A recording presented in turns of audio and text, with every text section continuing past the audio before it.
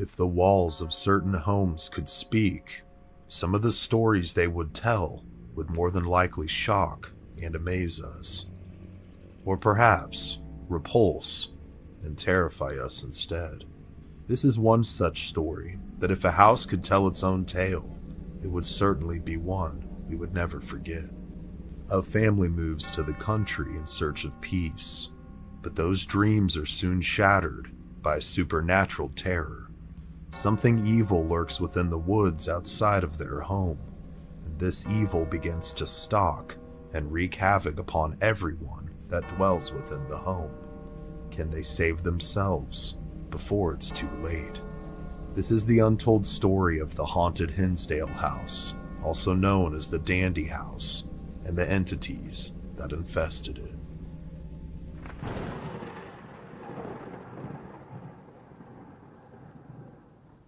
Hinsdale, New York, a small town with a rustic and rural charm, tucked deep into the countryside and far away from the crime, concrete, and smog of New York City. Instead of gazing at skyscrapers, they would rather gaze at the surrounding mountains, covered in dense foliage. But these mountains and their surrounding woods harbor many secrets and have many stories to tell. This is just one of them. The year is 1970, and the Dandy family is in pursuit of their American dream. After years of vacationing to Hinsdale and the surrounding areas to catch a break from their fast-paced life in Buffalo, they've finally reached a point where they can turn their vacation into their daily life. Seeking their own rural paradise, they come across a listing for a home that seems idyllic for their family and its needs. Clara Dandy, the mother of the family, believed that they all got along so much better in the country, like it had some form of redemption qualities about it that seemed to rejuvenate their spirits and their relationships. As they wind their way through the countryside, they lay eyes on the home for the first time. They are not only taken aback by the beauty and the sheer size of the house, but that it sat upon 8 acres of land, surrounded by dense and breathtaking woods. Clara would describe her feelings about first seeing the house as being overcome with a deep sense of peace. It was like I had finally come home after years of being elsewhere, and the air was like breathing champagne. It was wonderful. The home is over 100 years old, and still had most of the original and ornate woodwork intact. It just seemed to emanate charm and elegance. As the children explored the nearby woods, Mr. and Mrs. Dandy continued their tour. But when they were being shown the storage space underneath the stairs, the door was initially stuck. But after some elbow grease from Mr. Dandy, they were finally able to get it open. It revealed a dusty space of sorts, with a fireplace, and one that didn't seem to fit the feeling of the house at all.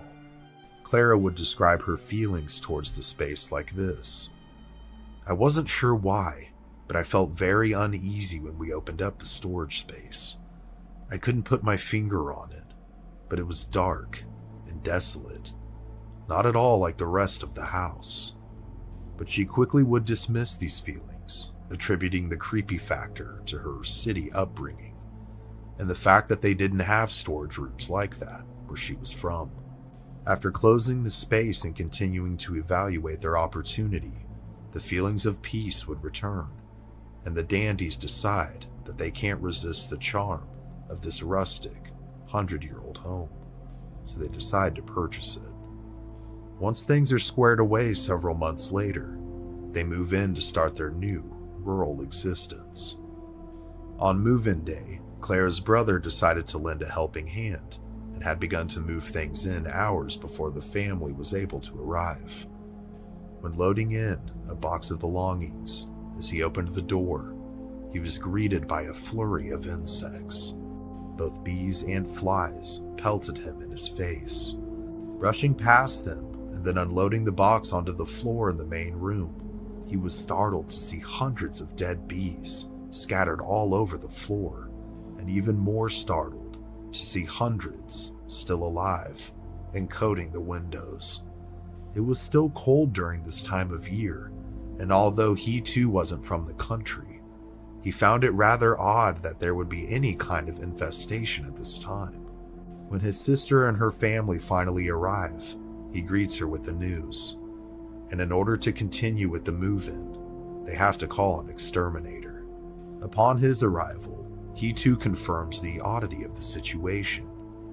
He said that he had never seen so many bees and flies in one spot in a home, and given this time of year, it was not normal for them to swarm or infest anything during this time. It takes some time, but after he finishes clearing them out, the family is finally able to get moved in. As time progresses, things seem to fit the dreams they had for moving there in the first place. The family finally seems at peace. They were getting along better and enjoying each other's company, a far departure from their city life in Buffalo. But as the old adage goes, if it seems too good to be true, it is. A few weeks into living in what they believed was going to be their rural paradise, their son Mike has met and made friends with a nearby neighbor. Together they begin to explore the woods surrounding the Dandy property. As the two navigate the forest, they're startled when they hear the crunching of leaves directly in front of them, stopping frozen in their tracks, and fearing that it could be a bear. They take refuge behind a large tree and sneak glimpses from around its sides to figure out just what it could be. To their shock, they spot a boy not much older than them, carrying a rifle and walking in the path ahead. Yelling at the boy that this is private property and wanting to know what he was doing there, they run towards him and try to catch up to him. They again freeze in their tracks when they notice that not only is the boy transparent the closer they get, but half of his head is missing. As the figure continues to walk and taking deep breaths, they slowly continue to follow him. The three approach a small lake, and within the blink of an eye, the boy vanishes. Mike and his friend are at a loss for words and have no explanation for what they saw. They quickly rush back to the Dandy house as fast as they can to tell anyone who will listen to them. They soon make contact with Clara and explain to her what took place, but she's quick to dismiss their experience as nothing more than overactive imaginations. Another several weeks pass by, and Clara has all but forgotten about what her son had told her. She's now walking the family dog Madison in the woods for some fresh air and exercise. As they get deeper into the forest, Clara starts to hear what can only be described as chanting. As she stops to listen, it sounds eerie and disembodied, as if the sound is all around her, but has no true origin. It's at this time that Madison begins growling and barking. The longer she seems to focus on the chanting, the louder it seems to become. Madison by this point is losing her mind and breaks free from a distracted Clara and bolts in the direction of their home. Clara chases her down, and she finally stops running when she makes it to the front door of their estate. After taking a moment to collect herself, Clara then calls her husband, who, like she was to her son, was quick to dismiss her feelings, thinking that she just had to adjust to rural life and wasn't used to it being so different from their life in the city. Frustrated and worried now about what the chanting could have been, Clara talks with her son about her experience while she prepares dinner for the family. Mike thinks that it could have been some campers at a nearby campground, not too far from where their property line ends, that could have been the cause of the strange sounds. To try and put his mother at ease, he and his friend Matt once again take to the woods to explore this possibility. As they venture further into the woods to a lookout point towards the campsite, they see nothing. There are no signs of any campers that could be nearby enough to have caused such a noise. Even more perplexed now that there was no explanation, the the boys start to make their way back to the house, when suddenly they hear what sounds like an axe thudding into a tree right next to them. Unsure of what that noise could have been, before they could even begin to ponder or investigate, they hear a woman screaming to their left. This frightens them so bad that the two young men run as fast as they can all the way back to the dandy's home. When they arrive, Mike is truly scared this time. He has no way of explaining his mother's experience, or any of his own either. Upon relaying this information to Clara, both of them are left beside themselves, now with a chill up both of their spines. But these weird events thus far would only intensify as the sands of time continue to trickle into the hourglass. It has now been months since the initial experiences, and besides the oddities they were, the family's life continues to be great. This distance from the experiences only makes them ever easier to dismiss in the minds of Clara and Mike. One day, Phil, or Mr. Dandy, decides to take the children, Mike and Tina, into Buffalo for the day to get some errands done. Mostly being a homebody, Clara decides to forego the trip with her family and relax at home, reading her latest book instead. When her family departs, Clara finds herself curled up on the couch and immersed in her latest story, as a warm breeze drifts through the open windows of the house. As she reads page to page, she is suddenly startled when the window closest to her slams shut. Upon investigating, it makes no sense to her because the breeze was light, not forceful at all, and their windows were fairly new, which made it all the stranger. But as she always does, she dismisses the happening as nothing more than a weird coincidence and heads back to her book. Several nights later, as Mike lay asleep in his bed, he is suddenly woken up when a nearby box of a chess game drops onto his chest. A storage shelf is directly above his head, so opening his eyes, he glances up to see if perhaps it could have been hanging too far off the edge, causing it to fall. And to his shock, he begins to see several more boxes slowly shifting towards the edge by themselves. The lowest one then suddenly flies out from the rest and smacks him in the chest. Terrified, he sits up trying to catch his breath. He has no way of explaining how the lowest box could be pulled and thrown with such force without bringing the rest of the boxes with it, as if someone or something had grabbed and thrown it by a will of its own. Calling out to his mom in the darkness, she soon arrives in the doorway of his room. Being a very science and logic-minded person, Mike has no way to explain what has happened. Examining the pile, Clara too is perplexed and becomes just as scared when another box from a different pile flies across the room, causing both of them to scream in terror and run out as fast as possible. Trying to make sense of what was taking place, Clara fears that whatever could be lurking in the woods has been stalking her family and has slowly but surely, like a malignant stain, invaded her home. As her fears turn into a revelation, Clara decides to reach out to a local priest for help, hoping her faith will help her come up with some answers, and better yet, some solutions. She speaks with a priest named Father Alphonsus at the University of St. Bonaventure. He believes that the activity could be a poltergeist, but given the intelligent nature of how it seemed to be behaving, Clara has her doubts, but nonetheless wants an expert's opinion and assistance.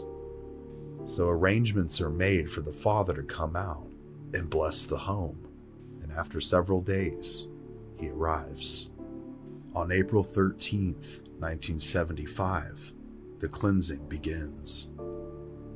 As the family and the priest were all gathered together, and as he began to speak, A series of horrible wailing and moaning noises began to fill the home, as if the house itself was crying. The scent of burning matter also quickly enveloped the house. The activity reached a fever pitch when the priest opened and began to pray over the crawl space that was underneath the stairs. But after this, a blissful silence overtook them all. It was as if whatever entities that dwelled within the walls of the dandy's home had finally been evicted. Within time, the father gathered his things, exchanged pleasantries, and departed for the evening. The family now believed that their darkest days were behind them, and for all intents and purposes, that seemed to be the case. But as if to mock the Holy Trinity itself, 3 months later to the day, all hell would break loose once again. That night, while her husband is away on a business trip, Clara finds herself woken up out of a dead sleep by a series of knocks coming from inside the walls. The knocks themselves are soon accompanied with whispers from someone that she can't see.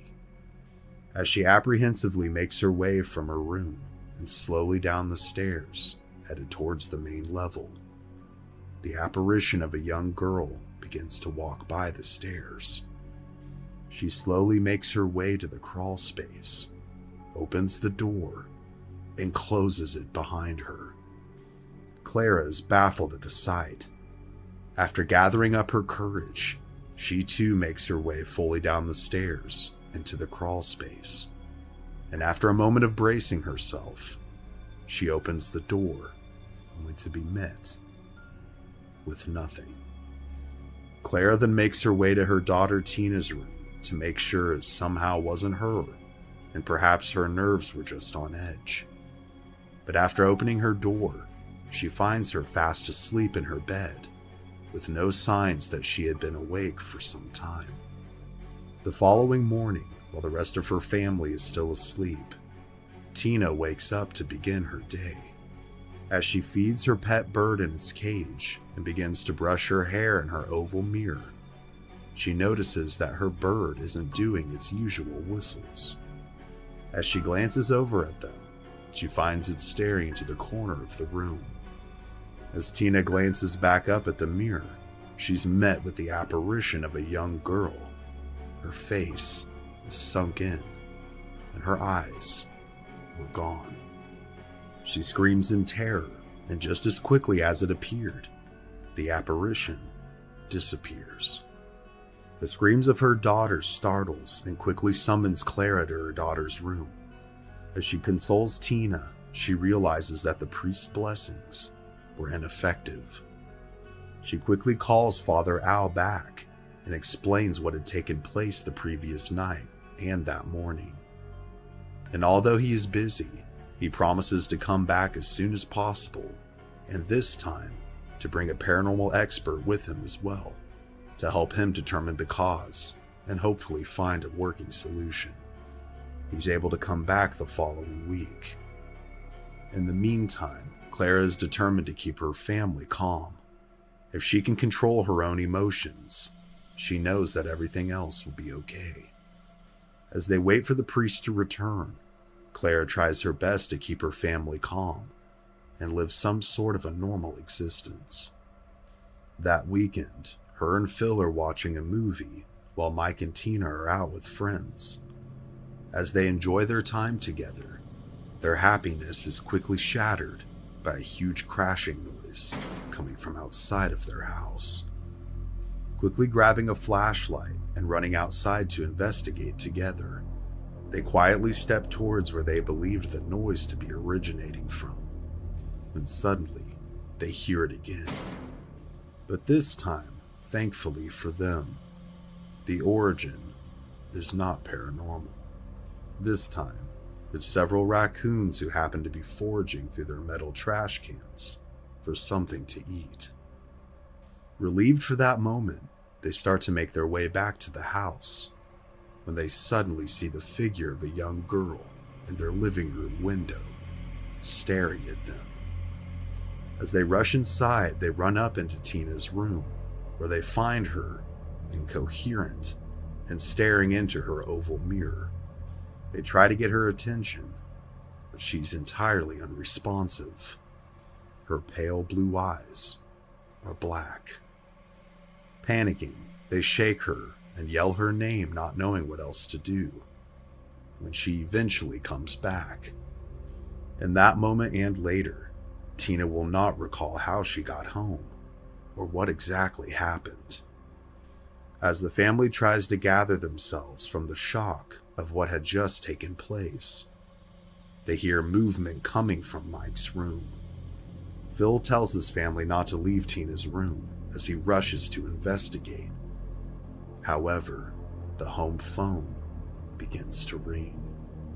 It's Mike. He's asking if he can stay the night at his friend Randy's house. However, when told what was going on, he quickly tells her that he's coming home to help in any way that he can. Rushing to his car, Randy offers to come with him, to which Mike agrees.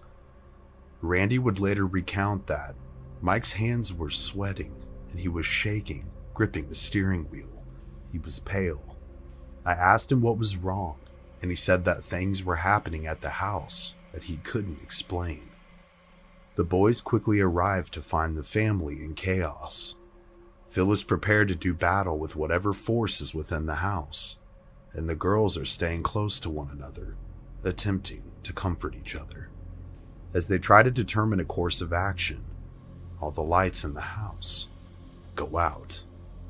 They then begin to hear banging and scratching coming from the crawl space. Flashlight still in hand, Phil, with the backup of his family, shines the light towards it and begins to make his way towards whatever this thing is. It seems like with each step he takes, the sounds become louder, and after a tense several seconds, he opens the door to the crawl space. Inside, they find that the fireplace that was once there has been completely disassembled. Its bricks have now been stacked in an elaborate pile directly in the middle of the small room. The amount of effort and strength required to perform such a task convinces all of them that whatever they're dealing with is strong, persistent, and perhaps uncleansable. Nonetheless, with their spirits waning, Clara makes a desperate call to Father Al, who agrees to come earlier than originally planned and makes emergency arrangements for himself and his paranormal expert of a friend to come out that night. They arrive as soon as possible. The paranormal expert is a man by the name of Alex Tennis, a well-respected paranormal researcher and psychic whose abilities were studied at the American Society of Psychic Research.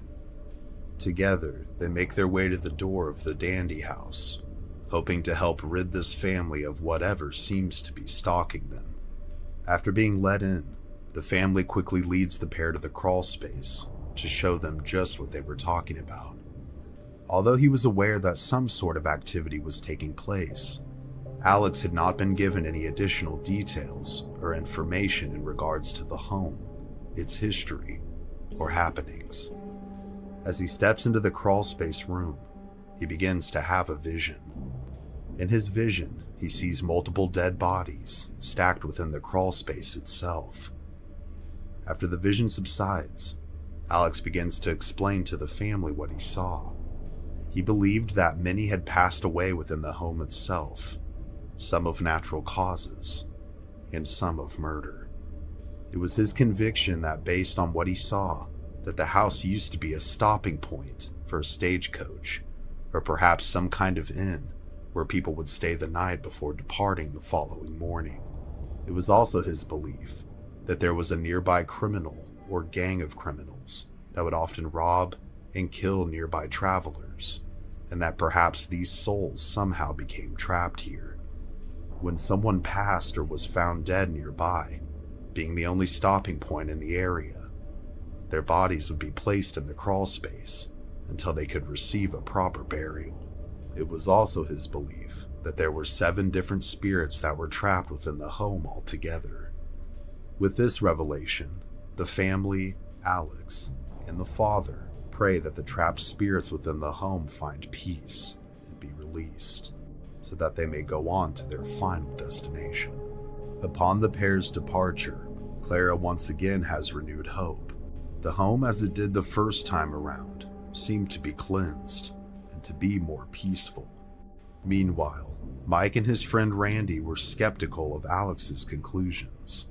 After he left, they used an old map of the area to trace where he had said the old stagecoach route was.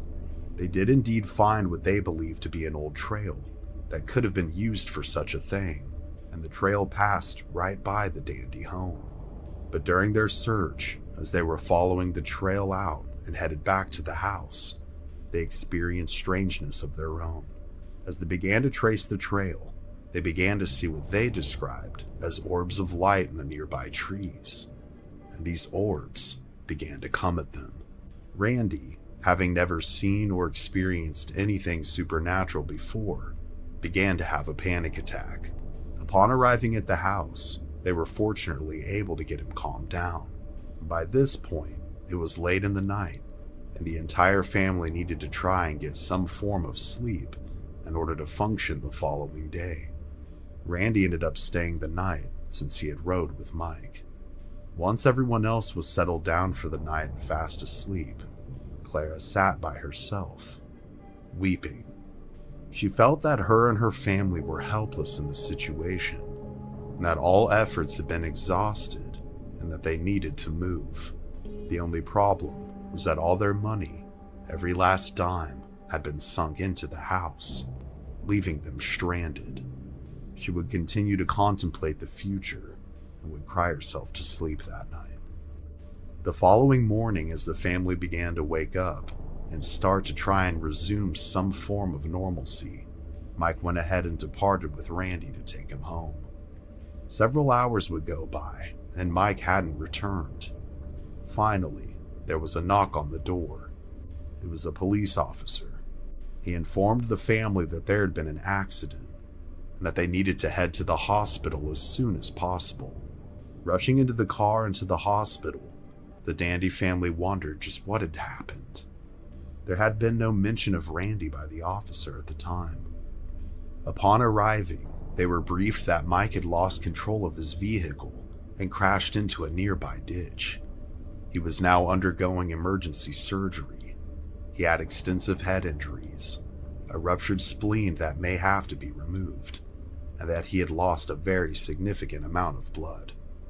As they waited for the outcome of their son's surgery, the Dandies were once again greeted by the officer who had knocked on their door. He explained to them that Randy had indeed been dropped off, and that Mike had wrecked on his way back to the Dandy residence. But as he was being loaded into the ambulance, he kept saying that there was another person in the car with him. And although they believed him to be confused on account of his injuries, they went ahead and searched the area nonetheless, but another person was never found. After 2 weeks of being in a coma, Mike finally wakes up, but unfortunately has no recollection as to what exactly happened to him to cause the accident. Clara, however, believes that whatever presence that's been plaguing their lives had to have been responsible for what happened to her son. After months of recovery for Mike and continued paranormal activity within the home, Father Alphonsus would return with Alex one last and final time at Clara's request to try and rid the home of the evil and persistent force that had drained the life out of all of them for years now. However, this time, just the father and Alex would perform the cleansing inside the home themselves. As they moved from room to room, Alex would once again experience multiple visions of the past. His visions would tell him that of the 7 spirits who he believed to be within the house, one was that of a young man who had been in some kind of a war or battle near where the property sits now. Another was that of a young girl who had passed from some sort of very painful illness in what was now Tina's room. And there was another spirit that seemed to be keeping herself and others trapped within the house. It was the spirit of a woman who was incredibly angry and resentful. She continued to be possessive, depressive, and just as angry in death as she was in life, refusing to pass on. Believing what they had identified to be the source of the paranormal activity, Father Al decided to take a different approach to the cleansing itself. Although an exorcism cannot be performed on a place, but rather has to be performed on an individual, the rites themselves could in theory be performed or added to a series of prayers to try and use their strong cleansing powers to clear out a home such as this one. So that's exactly what the father did. He began to perform the rites of exorcism within the house itself. As the prayers began to exit his lips, varying with intensity as the rites often do, the home began to literally shake, and the horrific moaning and wailing that had made itself present in the very first cleansing seemed to return with a vengeance. Every horrible feeling, banging, knocking, and scratching noise that the family had experienced thus far was present and seemed to be magnified. It takes hours, but eventually the rites are finished.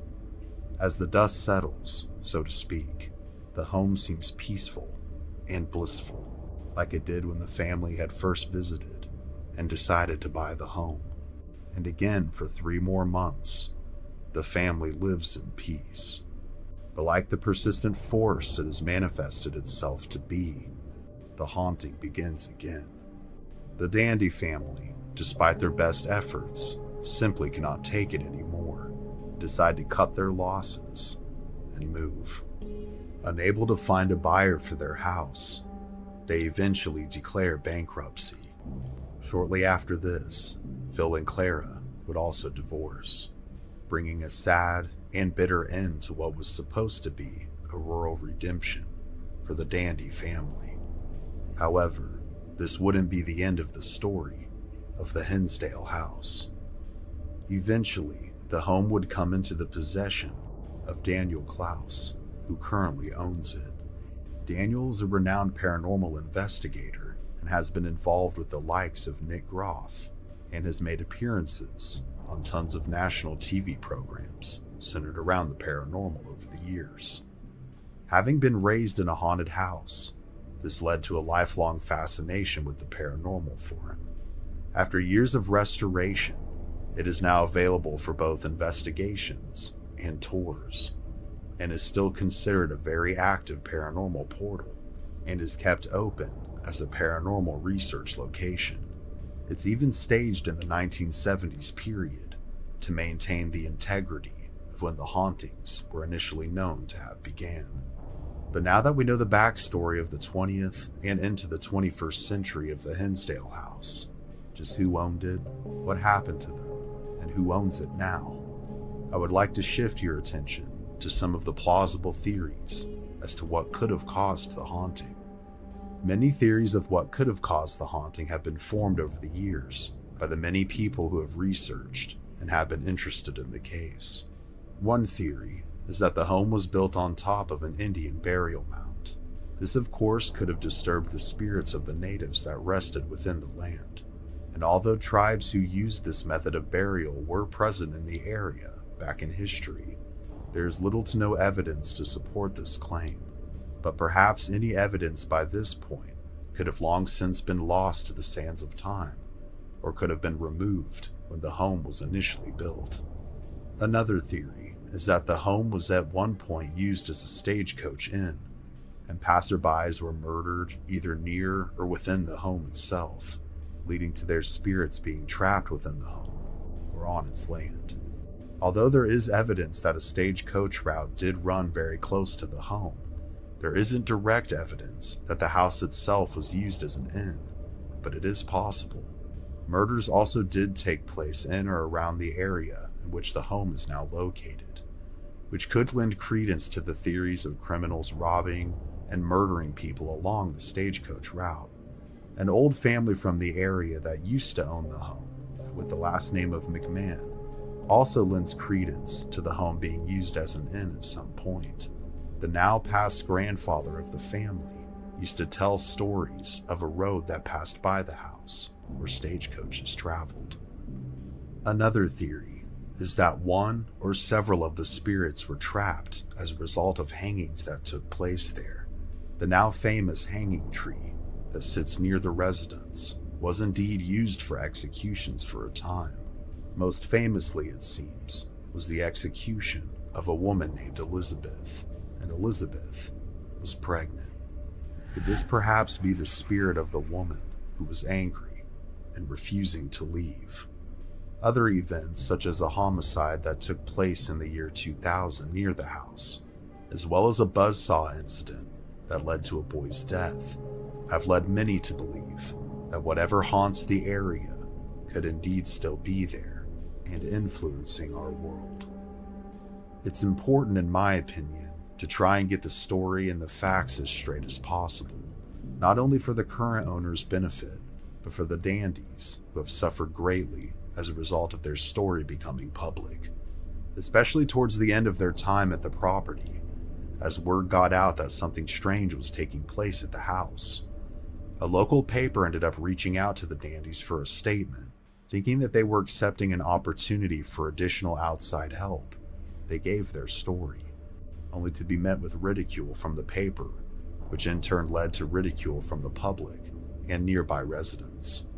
Which this, combined with the paranormal torment they were experiencing, along with then having to file bankruptcy and then later divorce.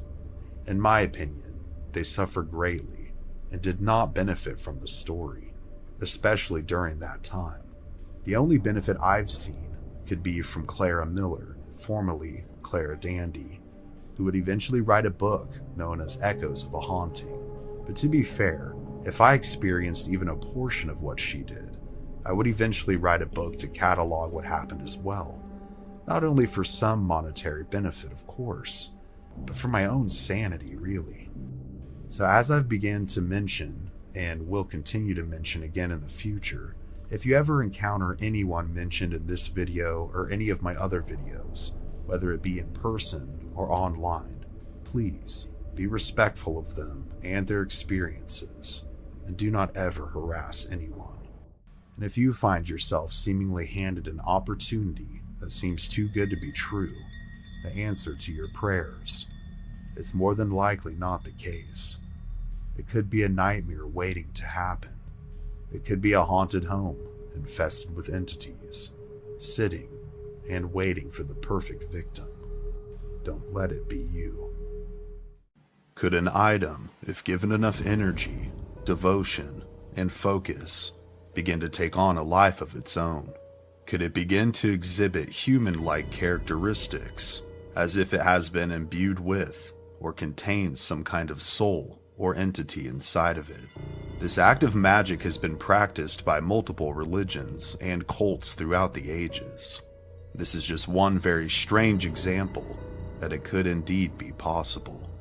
After a gracious gift was placed into the arms of a little girl, tragedy would strike, and what follows would continue to haunt the family, the citizens of the village, and would soon cross far beyond the barriers of land and sea. This is the untold story of Okiku, the haunted Japanese doll, and the bizarre paranormal force that possessed it.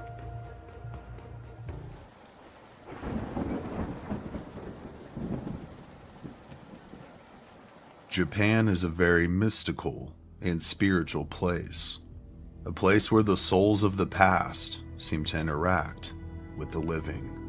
Such places where this spiritual energy seems to be most visible is throughout many of Japan's spiritual temples. Home to many religions, the two main ones being Buddhism and Shintoism, thousands of temples exist all over the country. But one in particular houses a spiritual artifact that has a tragic backstory and an even more terrifying story that continues to be written to this day. Located in Hokkaido, Japan, at the Meninji Buddhist Temple, is a doll with a bizarre and tragic backstory indeed. Although there are several origin stories of how the doll came to be and how the temple became its final living space, so to speak. All of them have most of the main details in common. Therefore, I'll be telling the most agreed upon origin story to try and be as true to the legend as I can. The year is 1918 in Hokkaido, Japan, and a 17-year-old boy by the name of Okiku Suzuki is in search of a gift for his little sister's birthday. As he pursues the different vendors and small shops, something soon catches his attention. In one of the store windows, he spots a small, childlike doll wearing a traditional Japanese kimono. Knowing that he had finally found something his sister will love, Okiku quickly purchases the doll and makes his way back home through the countryside. As the family celebrates their little girl's birthday, Okiku is presented with the doll, and almost immediately, as soon as her eyes meet hers, she falls in love with him. The two from this point become inseparable. Wherever Okiku is, her doll is right by her side. She combs her hair, bathes her, dresses her, and treats her as if she was her little sister. The two even share meals and sleep side by side. The joy that the doll brought Okiku must have filled Okiku's heart with such happiness, but soon that happiness would change to tragedy. One hot day, as the little girl played outside with her doll, she was bitten by a mosquito. This benign insect bite would soon manifest itself into a horrible case of malaria. Although the family did everything they could possibly do, Okiku would pass away, scared and gasping for air as she clutched her special doll, all the way until the moment she took her last breath. Devastated, the Suzukis planned to have their little girl buried with the doll since she loved it so much, but unfortunately, due to either governmental or religious oversight at the time, this wasn't an option. Instead, after they had laid Okiku to rest, the doll would be placed on a small family shrine located within the living quarters of their home, as a tribute of sorts to their late daughter and their love for her. But shortly after the doll was placed on the shrine, very strange things began to happen. Okiku, upon walking past the shrine one day, noticed that the doll's hair seemed significantly longer than what it had been when it was placed there. The hair, which was originally shoulder's length on the doll itself, and black, was now overgrown, with differing shades of brown hair also coming through and splitting at the ends. Finding this bizarre to say the least, he brought the discovery to his parents' attention, and unsure of what else to do, they trimmed the doll's hair. As the days came and went, the family began to have distressing dreams at night of their departed Okiku. Sometimes she would be scared and alone in the darkness, calling out to them, only being recognized by her voice. Other times, she would blame them for what happened to her.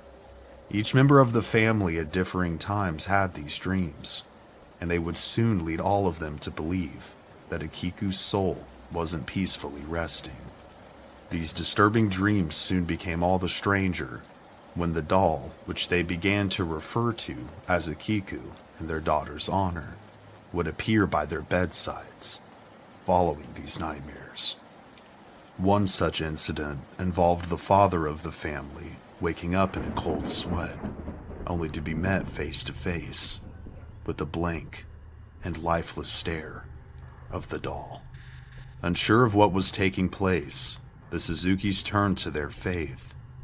After contacting a local Buddhist priest and having a cleansing ritual be performed on their home and the doll, the activity seemed to grow and become stronger. Accompanying their ever-frequent nightmares and random movements of the doll, the chilling events grew into full-blown spiritual manifestations. During their waking life, they soon began to hear banging noises all throughout the house and the whispers of a little girl. Strange disembodied voices, varying from high-pitched, like those of a child, to the low groans of something unexplainable, began to be heard. Their lights began to flicker on and off, and the paranormal activity seemed to happen more frequently as the calendar ticked closer to the birth and death dates of Okiku. These strange and terrifying happenings would continue over the course of the next 20 years, with multiple religious priests and shamans being contacted, and all coming to the same conclusion that after the cleansings failed time and time again, that the restless spirit of Okiku now inhabited the doll she once loved so much. Finally, needing a major change and unable to deal with the ever-intensifying spiritual presence that seemed to haunt their home, the Suzukis relocated to a different district. Believing the doll to be the source of their various ailments and emotional torture that they had endured over the last 2 decades, they had no desire to take it with them. The family had reached the conclusion that if their daughter's soul wasn't at peace, what could perhaps be helping to fuel Okiku's power, or magic, was the close proximity of her grave to their home where the doll resided. So in order to distance the doll from the grave, the family approached the Meninji Buddhist temple in Hokkaido, and over the years, the doll's reputation for being haunted had spread throughout the community, and indeed the majority of the country. This was more than likely due to the various interactions between the spiritual community and the Suzuki family. Finding the doll to be mesmerizing and possibly a unique opportunity to commute and interact with the dead if the stories were true, the leaders and priests of the Meninji temple agreed to home Okiku permanently. As with many legends, we find lots of details to be exaggerated over time, and perhaps some of the details to not be true at all. And this is what the priests were originally thinking, that perhaps due to grief, the family was dealing with other spiritual ailments, perhaps unrelated to the doll, or causing the doll to be a vessel of sorts for restless spirits. However, as the years came and went, as Okiku now called the temple her home, they began to slowly but surely experience the same strangeness the Suzukis had for all of those years. Okiku's hair continued to grow, and this baffled the priests. They would eventually have the hair trimmed and tested, and the hair was said to belong to a little girl. They found that the entity seemed to be appeased when her hair was trimmed and combed, and this led to less activity for a time, but the same activity, the knocking, banging, and disembodied voices, would soon plague the temple as well, and Okiku's power only seemed to grow. Any priest who seemed skeptical of the doll or attempted to cleanse it themselves soon had their dreams haunted as well, turning their sleep into restless fits. Their homes and rooms soon also began to manifest the very same activity that the temple was now exhibiting. With no remedy seeming to work, the leaders turned to appeasement instead, hoping that gestures of goodwill would keep the entity at bay.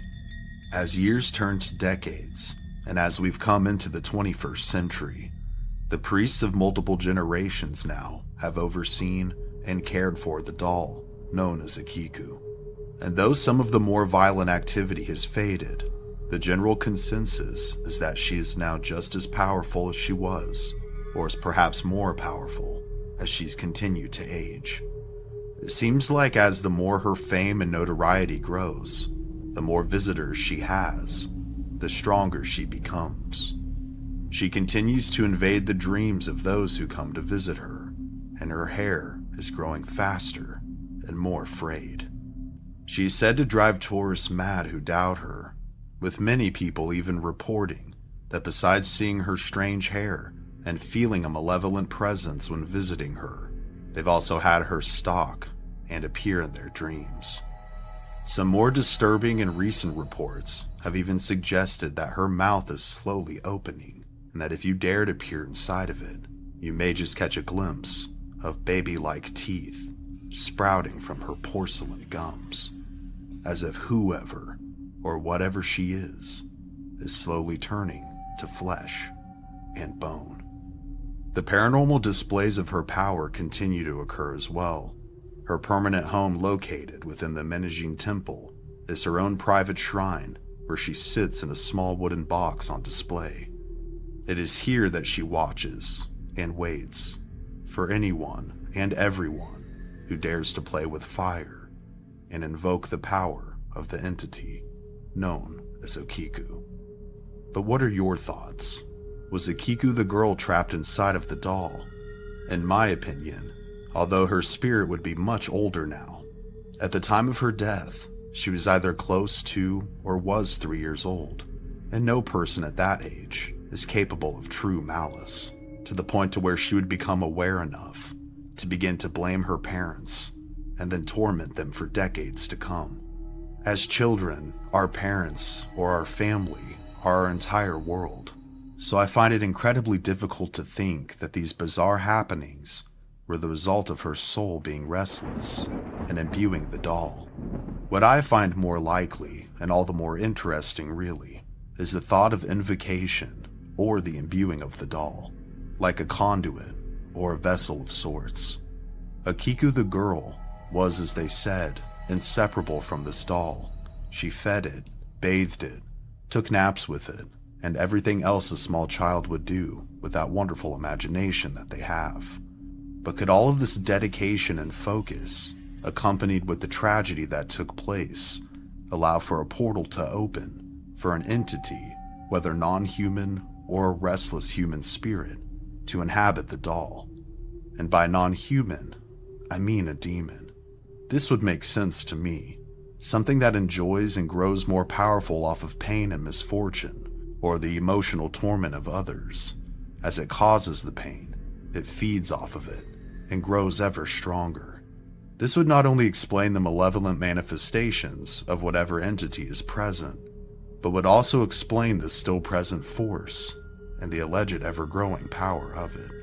And depending on the entity's strength, it could also explain why the cleansings thus far have failed.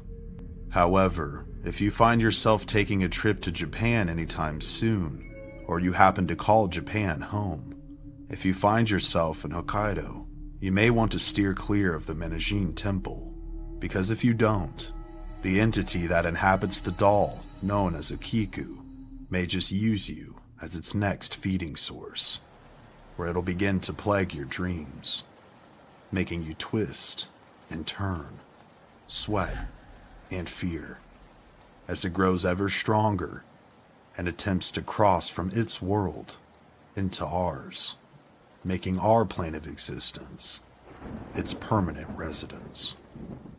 An unsuspecting family finds what they believe to be the perfect home, but underneath the facade of this charming farmhouse, there is a sinister force, dark as the abyss.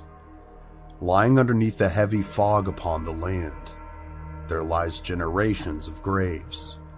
These graves could hold the key to solving their paranormal nightmare. This is the untold story of the old Arnold estate, also known as the Conjuring House, and the demonic forces that dwell within it.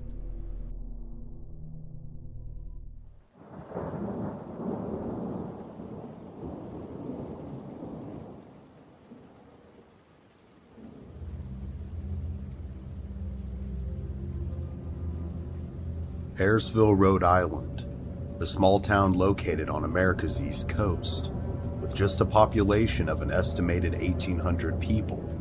Like many towns across the country, you could easily overlook this one at face value. But it's when we take a deeper look, we discover that this little town has a dark history. Its story is filled with death, from murders to drownings and much more. With all these unfortunate happenings in mind, it makes one beg the question, could there be something evil that stalks this place? Something that feeds upon suffering and misery? Perhaps there is. And perhaps that is what contributed to the creation of the following story. It all starts in Central Falls, Rhode Island in 1970, where the Perone family, which consisted of Mother Carolyn, Father Roger, and their 5 daughters, Andrea, Nancy, Christine, Cynthia, and April were all living a relatively normal life. Among things like school, work, and outdoor play, nothing seemed quite out of the ordinary, yet. The children had been gifted a puppy with an exceptionally unique personality, and out of the ether, a name came to mind when they were naming her, Bathsheba. A unique dog with a unique name. She was fond of all the children, but especially Andrea. Now 10 years old, she would often take Bathsheba for walks around their suburban neighborhood. However, on one of those walks, tragedy would strike and would seemingly set in motion a snowball effect that would follow the family for years to come. While Andrea had the puppy out in the neighborhood, her sisters had come up from playing outside and decided to make the walk a group activity. All seemed fine until a car full of teenagers drove by at an incredibly high rate of speed. They seemed to be yelling something in unison and had brightly colored tassels hanging out of their windows. Bathsheba was an obedient dog, but the flailing and bright-colored streamers caught her attention, and in an instant, she broke loose from Andrea and bolted towards the vehicle. The shocked girls then watched the car miss her by mere inches as she made her way safely across the road. But being the good dog that she was, upon hearing Andrea call out to her again, she began to run back to them. And in the blink of an eye, she was struck by another vehicle. An elderly couple that never even saw her. Her leash had gotten caught around one of the wheels of their car when they hit her, and she was suffering immensely. A nearby neighbor called the police, and upon removing the children from the scene, they were traumatized further as they heard the gunshot that ended the poor animal's life. The entire family now held a deep despair at the tragedy that had taken place. She wasn't just a pet, she was a member of the family. And there was now an unspoken pain that haunted them. The family had planned a vacation months prior and hoped that a break from their normal routine would help everyone. So they went.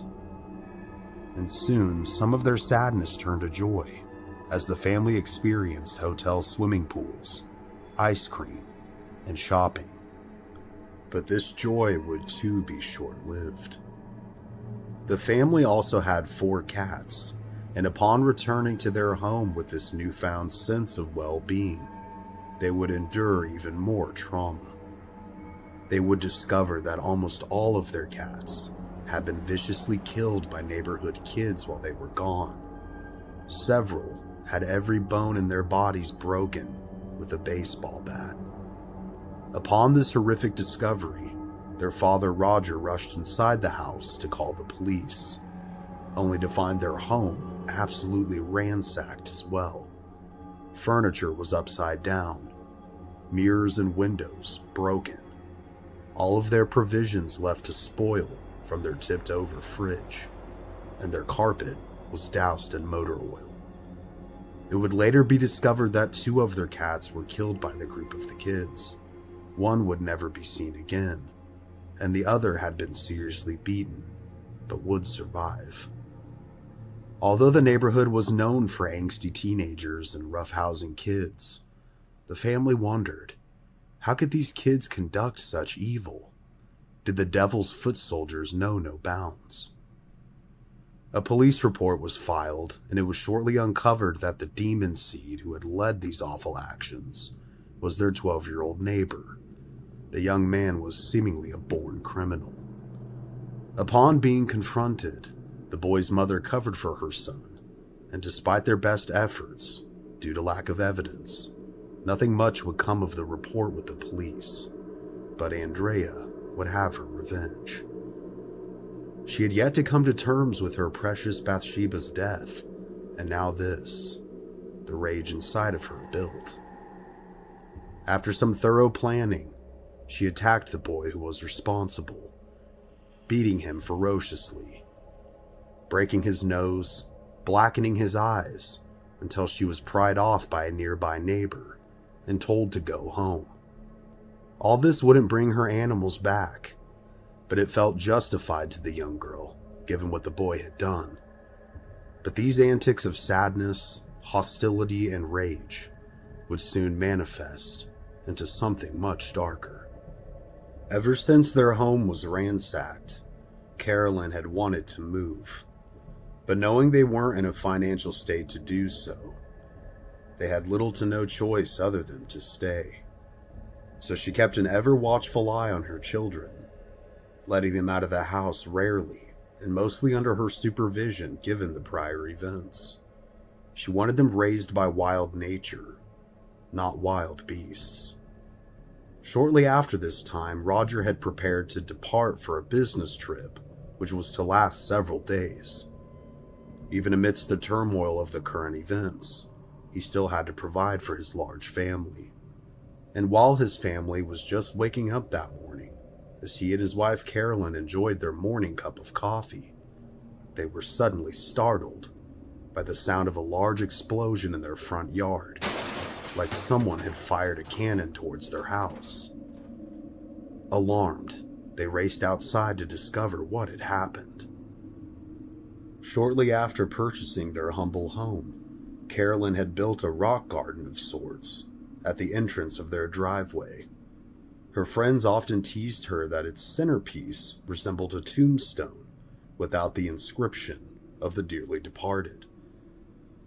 Well, to the family's shock, their neighbor from across the street had started his truck that morning and had suffered a major heart attack and had died at the wheel, his foot pressing down on the gas, causing the truck to barrel directly at the parents' home, to smash right into that large rock.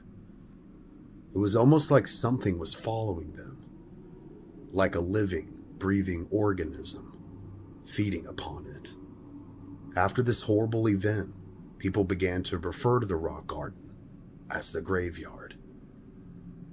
Mrs. Curtis, the wife of the neighbor who had passed away, upon being greeted and offered condolences by the family, actually blamed them for what had happened, declaring that Carolyn never liked them anyway and was a witch. That was enough for her. Again, she begged Roger to move, but they were seemingly stuck. Given the awful circumstances, the man still had to work, so he departed for his business trip. While her husband was gone, it was up to Carolyn to take care of their 5 children. This meant taking them to and from school, as well as music lessons, and much more.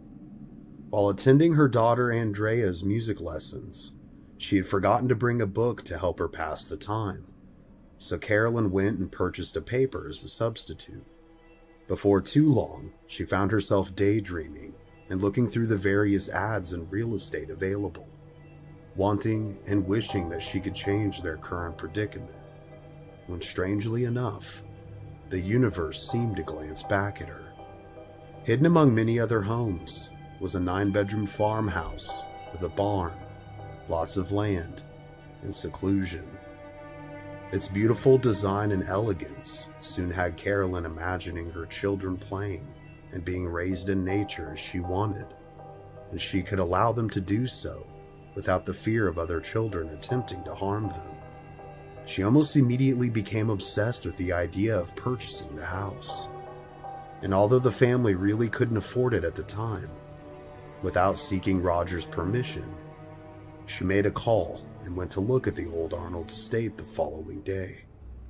The owner was a very nice old lady, and although she didn't have much, Carolyn asked how much she would have to put down to hold the home so she could purchase it once her husband had returned. An agreement of $500 as a good faith payment was made, and shortly after Roger arrived back home several days later, he was sideswiped by his wife's decision. Although his anger would soon turn to understanding. After all, a happy wife makes for a happy life, as most would say. Even though he didn't know exactly how they would make it work, he decided to placate his wife and allow them to purchase the home. It took some time, but before too long, they found themselves packing and coming into possession of the keys to their future, although they couldn't foresee just how dark of a future it was to be.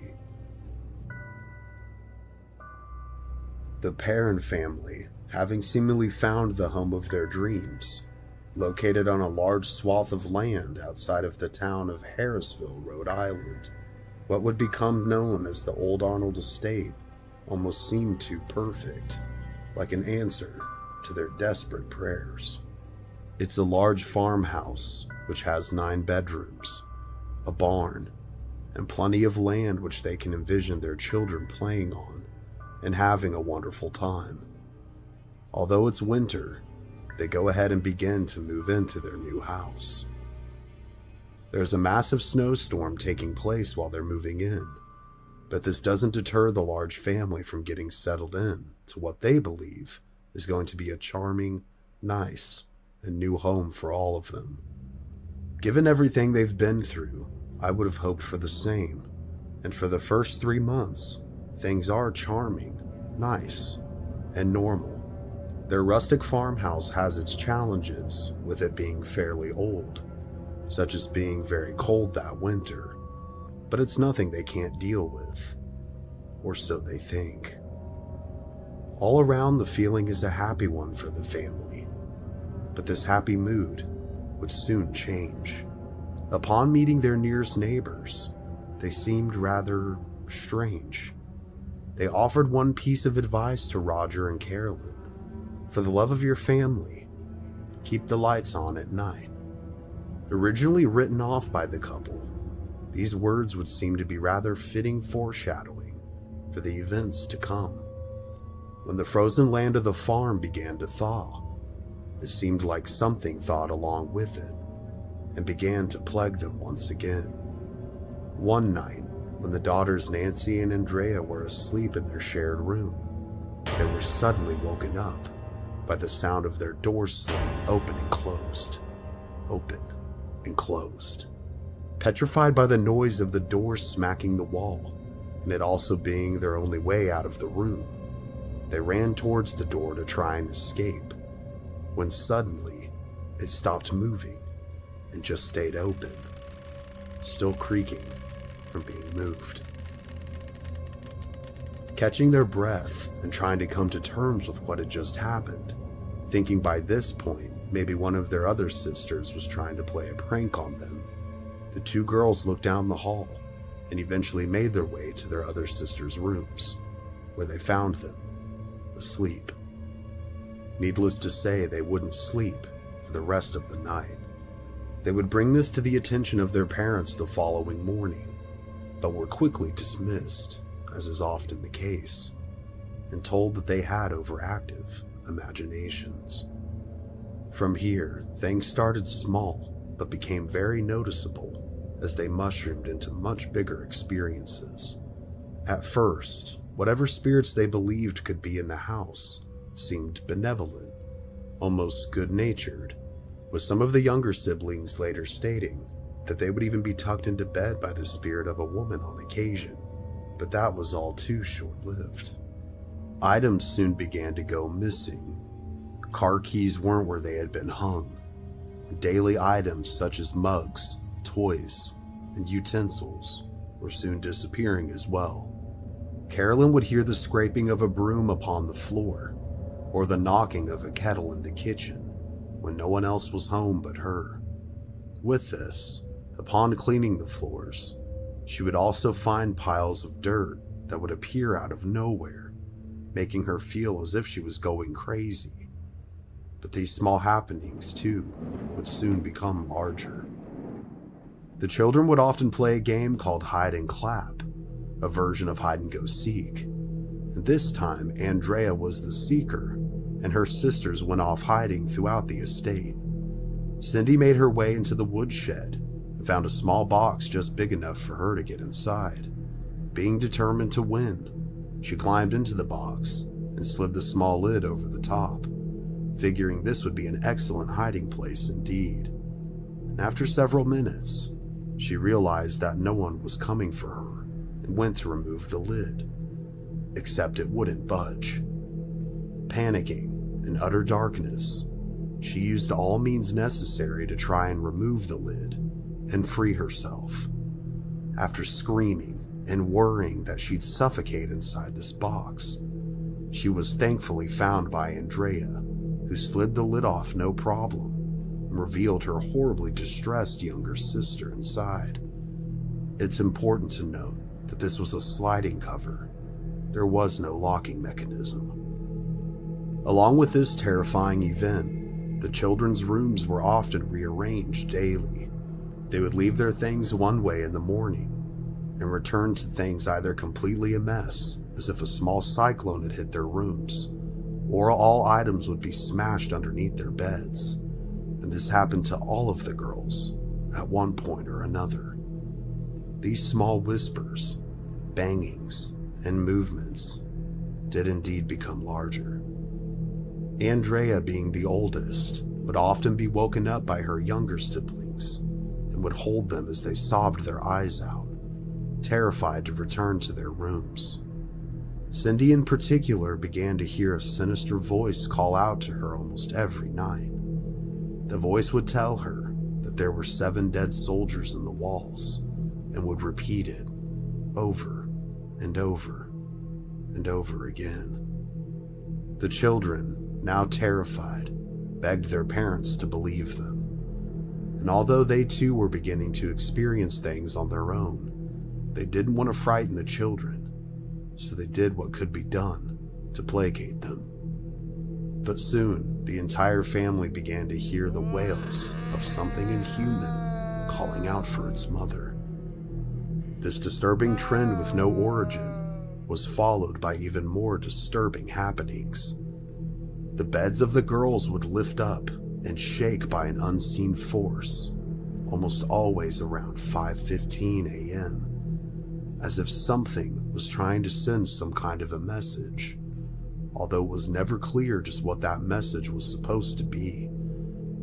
During the day, the apparitions of spirits began to manifest and stalk the halls of the old Arnold estate. These were soon coupled by the horrible stench of rotting flesh wafting throughout the house.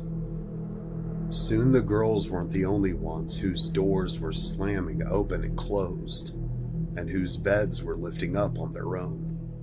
Soon it was affecting their parents as well. One night, Carolyn woke up suddenly to the figure of an old woman over the foot of her bed. Her hair was like a sack of cobwebs, with little tendrils hanging off. The woman's head was also bent and hanging off to the side of her neck, as if it was horribly broken and mangled. Her gnarled mouth screaming at her with an echoing voice. "Get out," she shouted, over and over again, until she suddenly was no longer there. The Perron family continued to endure a living nightmare as the traumatic paranormal activity persisted and continued to scale in intensity. How does one fight an enemy he can't see? Something he can't touch or feel, attack, or defend against? This question and more must have ran through the heads of Roger and Carolyn, as they not only feared for themselves, but especially their children now. As their offspring's natural protectors, how anxiety-inducing must it have been to know that they were powerless to stop what was terrorizing all of them each and every night. In an effort to try and understand what was happening to them, Carolyn began to research the history of their house and was shocked by what she found. Over 8 generations of the Arnold family had lived and died within the home, some by horrible means. According to the Black Book of Burrillville, the town's former public records book, these included 2 suicides by hanging, one within the family barn, one by poison, the assault and murder of a young girl named Prudence Arnold by a farmhand, 2 drownings in the nearby creek, and 4 men who froze to death, among some of the notable deaths. One death that caught her eye in particular was that of a woman named Bathsheba Sherman. Her name was spelled exactly like their dog that they had previously owned, and her story was as interesting as it was disturbing. Born Bathsheba Thayer in 1812, she married fellow Rhode Islander Judson Sherman in Thompson, Connecticut on March 10, 1844. According to available information from that time, the two had a son named Herbert, and for all intents and purposes, things seemed normal, but that couldn't be further from the truth. After losing 3 children before the age of 7, Bathsheba began to care for her neighbor's children, perhaps to fill the void that such sorrow could create.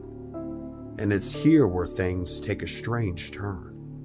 While caring for the infant of a nearby family, the infant suddenly passed away within Bathsheba's care. An investigation ensued, and it was found that the child had a puncture wound in its skull, as if someone had taken a large sewing needle and sent it through the child's head. Rumors of devil worship and witchcraft soon became rife, with many believing she had indeed sacrificed her children to Satan, robbing them of their young lives.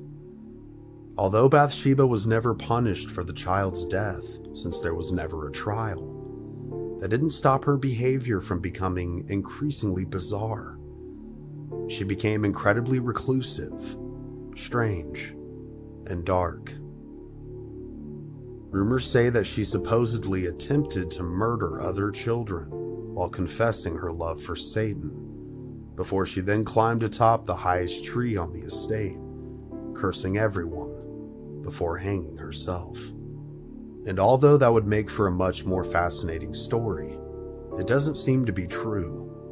The rumors may indeed have been spread, and there are evidence of multiple child deaths, including the infant via a needle-like object.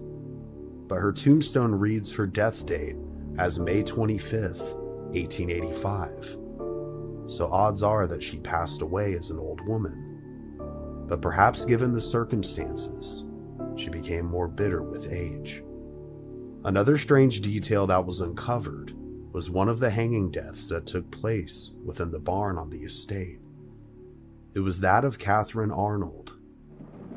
She had seemingly out of the blue one day made her way from the house to the barn, gathered a rope, and hung herself from the rafters. She was frozen solid when she was later discovered. It seemed like whatever paranormal force that stalked the land tormented the matriarchs of the families that lived there and fed upon death itself. These supernatural occurrences that now plagued the Perron family were a daily occurrence, and they soon also began to physically touch the family as well. Poking soon turned to pushing. A hand on the shoulder soon turned to slapping, scratching, and more. One day, when Carolyn was reading a book in the living room, she felt a piercing pain in her calf. Upon further examination, she saw what appeared to be a puncture wound, like that of a needle, with a small dribble of blood now coming out of her leg. And these attacks didn't stop here. Carolyn soon believed that it was Bathsheba who was causing the majority of her problems. The spirit seemed to hide her things daily, making her feel as if she was going insane, while simultaneously lusting after her husband. In later interviews, Roger would state that he never felt threatened by her spirit, and that he only ever saw her sweeter side, such as comforting touches and the feeling of an embrace. To the contrary, his poor wife experienced much, much worse. Andrea Perron also in later interviews said that the whole family believed it was the spirit of Bathsheba who was mostly tormenting Carolyn, as if she saw herself as the matriarch or the mistress of the house, and that Carolyn was some kind of competition, an obstacle between her and Roger's affection. On the verge of losing her mind and being tortured daily, The family was barely holding things together. Most of all, Carolyn. She had vented to a friend of hers named Barbara about what she had been going through. And strangely enough, this friend just so happened to attend a lecture that was being given by renowned paranormal scholars and demonologists, Ed and Lorraine Warren. It was Barbara that actually told the Warrens about the parents and their struggles. Intrigued, they were put into mutual contact with one another, and before too long, the Warrens arrived at the front door of the old Arnold estate. Upon stepping into the home for the first time, Lorraine Warren noticed a heavy and malevolent presence. Upon further convening over the course of several weeks, the couple told the family that they indeed were being haunted by the spirit of Bathsheba, and that she had made a pact with Satan himself after sacrificing one of her children to him. She then hung herself on the property in order to haunt it forever. This is why the family was often seeing the mangled-necked apparition of the woman with wispy hair. This was apparently her. Over the course of several months, the Warrens would visit the old Arnold estate in order to try and assist the family with ridding themselves of the spirits, but it was all to no avail. All of these events seemed to culminate with a seance one stormy night. The Perrons, Roger, and Carolyn, along with the Warrens, were joined by a priest and a fellow medium to conduct a seance to try and establish further contact with the entities within the home, to understand just why they were plaguing the family. The girls were confined to their rooms upstairs and were not allowed to partake in the ritual. The ritual was conducted in the basement, one of the alleged sources of the dark energy, according to Lorraine Warren. And in the middle of this ritual, Carolyn seemingly became possessed. As she exhibited violent behavior, she was restrained to a chair in order to prevent her from hurting herself and others. The entity that now inhabited her body claimed to be that of Bathsheba. And before everyone's eyes that was present, Carolyn began to not only speak a language that was unrecognizable, but in a voice that wasn't her own. She then began to levitate in the chair and flew across the room. Although they were forbid to witness the event, as curious children often do, Andrea, along with her sister Cindy, snuck open the basement door and watched the events unfold for themselves. Their testimonies are also where some of these details are sourced from. Carolyn was now mangled and distorted, her body twisted in an unnatural position. After several hours of attempting to cast the spirit out, she finally went limp and lay catatonic on the floor. After his wife had seemingly been freed, Roger called the entire thing off. He was not only concerned for his wife's well-being, but his children's as well. And although the Warrens were trying to help, things just seemed to get so much worse when they were there. So disregarding their advice, he threw them out and forbid them and their associates from ever investigating the hauntings at the old Arnold estate ever again.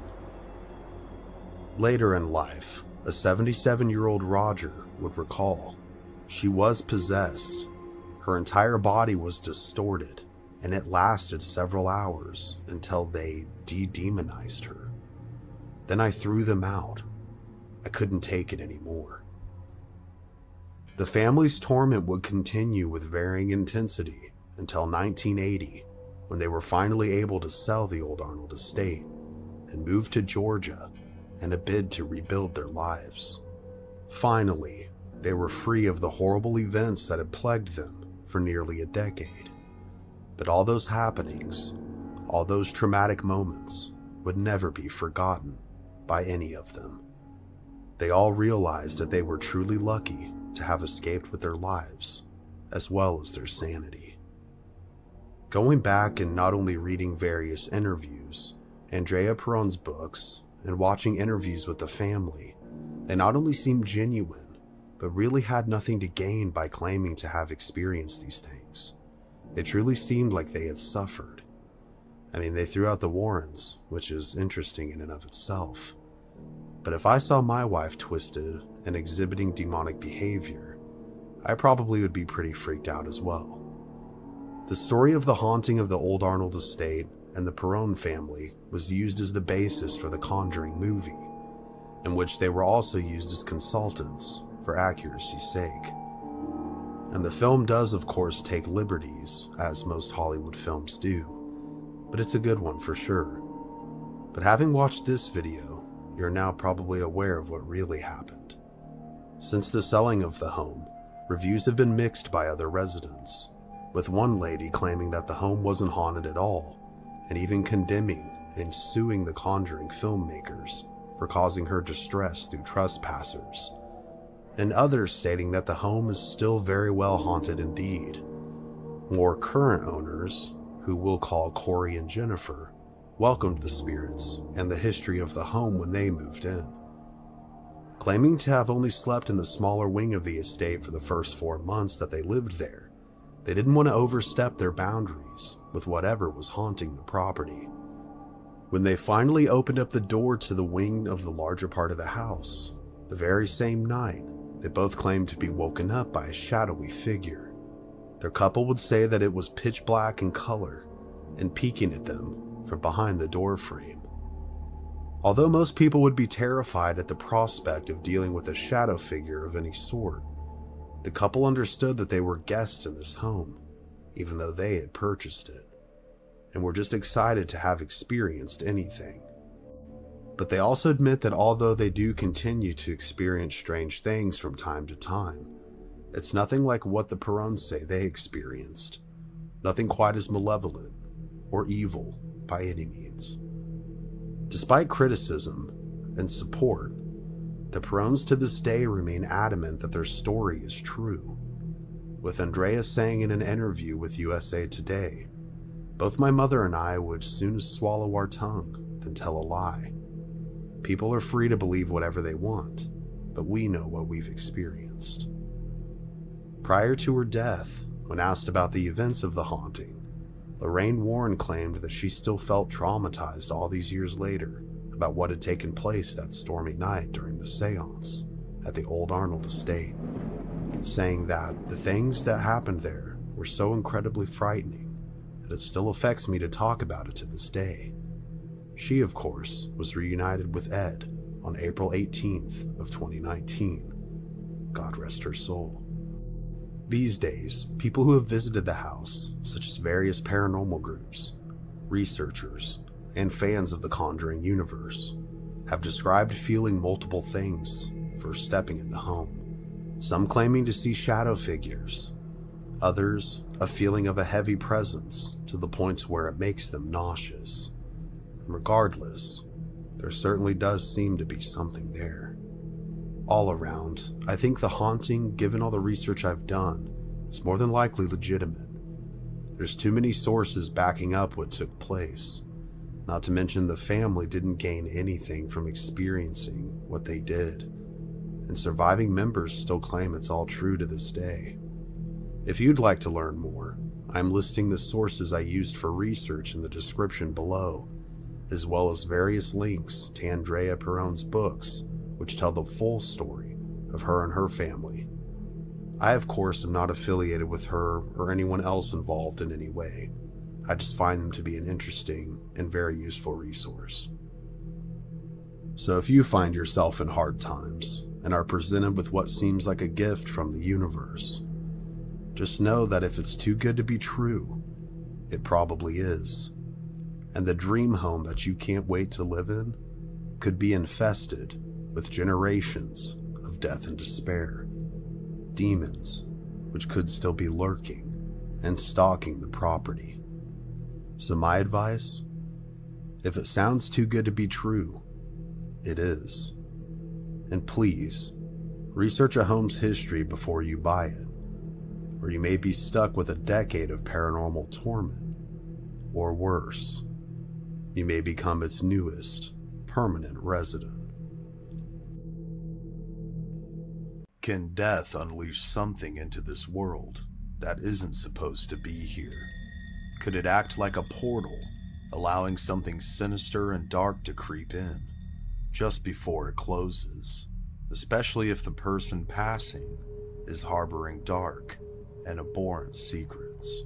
When a young man begins to exhibit strange and demonic behavior, and the very laws of nature seem to bend to his will, can a reverend work to save his very soul? Documented by multiple law enforcement professionals as unexplained to this day, this is certainly not a story you will want to miss. This is the untold story of Don Decker, also known as the Rainman of Pennsylvania.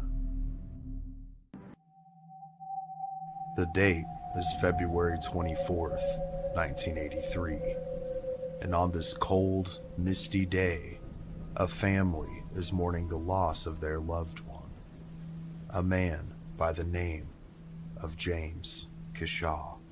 After battling alcoholism for many years, the bottle finally took its toll and caused cirrhosis of the liver, which became fatal. Among the pews of friends and family paying their respects sits a young man, the grandson of James, 21-year-old Don Decker. Don had been granted furlough from his 4 to 12-month jail sentence for receiving stolen property in order to attend the funeral. But as he sat facing the body of his grandfather, as others paid their last respects and gave glowing speeches about the man, Don clenched his fists. Only he harbored a dark secret that no one else knew, and this secret is perhaps what contributed to his troubled adolescence. When it was his turn to walk up and say goodbye to James, as he stood over his body, the face of evil looked back at him with eyes closed for the first time. Don would later say, "It felt like good triumphing over evil that day, and I truly felt like everything was going to get better, like it was a turning point in my life." The secret that he had been holding on to for so long was that James, his very own grandfather, had abused him from the time he was 7 years old until he was a teenager, and no one else knew. All the years of pain and fear were caused by that man, the very same that now laid in the coffin, the very same that Don was now having to hear others praise, and who he was publicly obligated to mourn.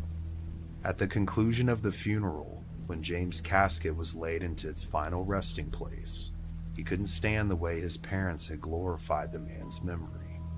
But given the circumstances he was in, furloughed from jail and with emotions raw amongst everybody, he decided it would be for the best to go and stay the night with some family friends instead, before he was set to return to finish out his sentence. Bob and Jeannie Kiefer were longtime friends of the family and were quite fond of Don, so they were more than happy to have him join them for the night. As the night progressed, the three of them were enjoying each other's company, but it seemed like all the feelings that had been stirred up from the memories of his grandfather's abuse at the funeral were coming back to haunt Don. He felt on edge and uneasy when suddenly the air around him vibrated with a bone-deep chill. Almost simultaneously after this occurred, water began to drip from the ceiling and down the living room walls. Don then fell into an eerie, trance-like state, staring at nothing and yet everything at the same time. The Kiefers were perplexed at what was happening and tried examining all reasonable possibilities. Thinking they had a leak, they contacted their landlord, a man named Ron Van Wy. Upon arriving, Ron too quickly became perplexed. The leak, or so they thought, was obvious, but what was strange to him was that there was no piping that ran through the front part of the house, certainly none that could spring a leak from the ceiling or the walls, none at all. On top of this strangeness, When observing the water's direction, Ron noticed that there was indeed no sense of direction. The water was not only coming from the top down, from the ceiling and the walls, but it was going from the floor and up the walls, in direct contradiction to the laws of gravity and to anything that he had ever seen. Shocked and needing multiple witnesses to assure himself that he wasn't crazy, Ron phoned his wife Romaine to come and take a look as well. Upon her arrival, she was just as perplexed and became scared at what was happening, since it defied all logic, and the leak, or so they thought, only became worse. So the landlords did the only thing that they could do. They called the police. Shortly after that call, a patrol car arrived with Officer John Beaujean, who, after briefly stepping inside the home, became drenched in water, and also witnessed the bizarre, otherworldly activity to which he had no explanation for either. So to prove his sanity and to back up a report, he called upon his partner, an officer named Richard Volbert. When Richard arrived, he wanted to be briefed on exactly what was going on, but Beaujean didn't want to give him any sort of a preconceived notion, and just told him to trust him on this one. After some back and forth, Richard finally conceded and followed John into the Kiefer residence. He would later describe the incident as so.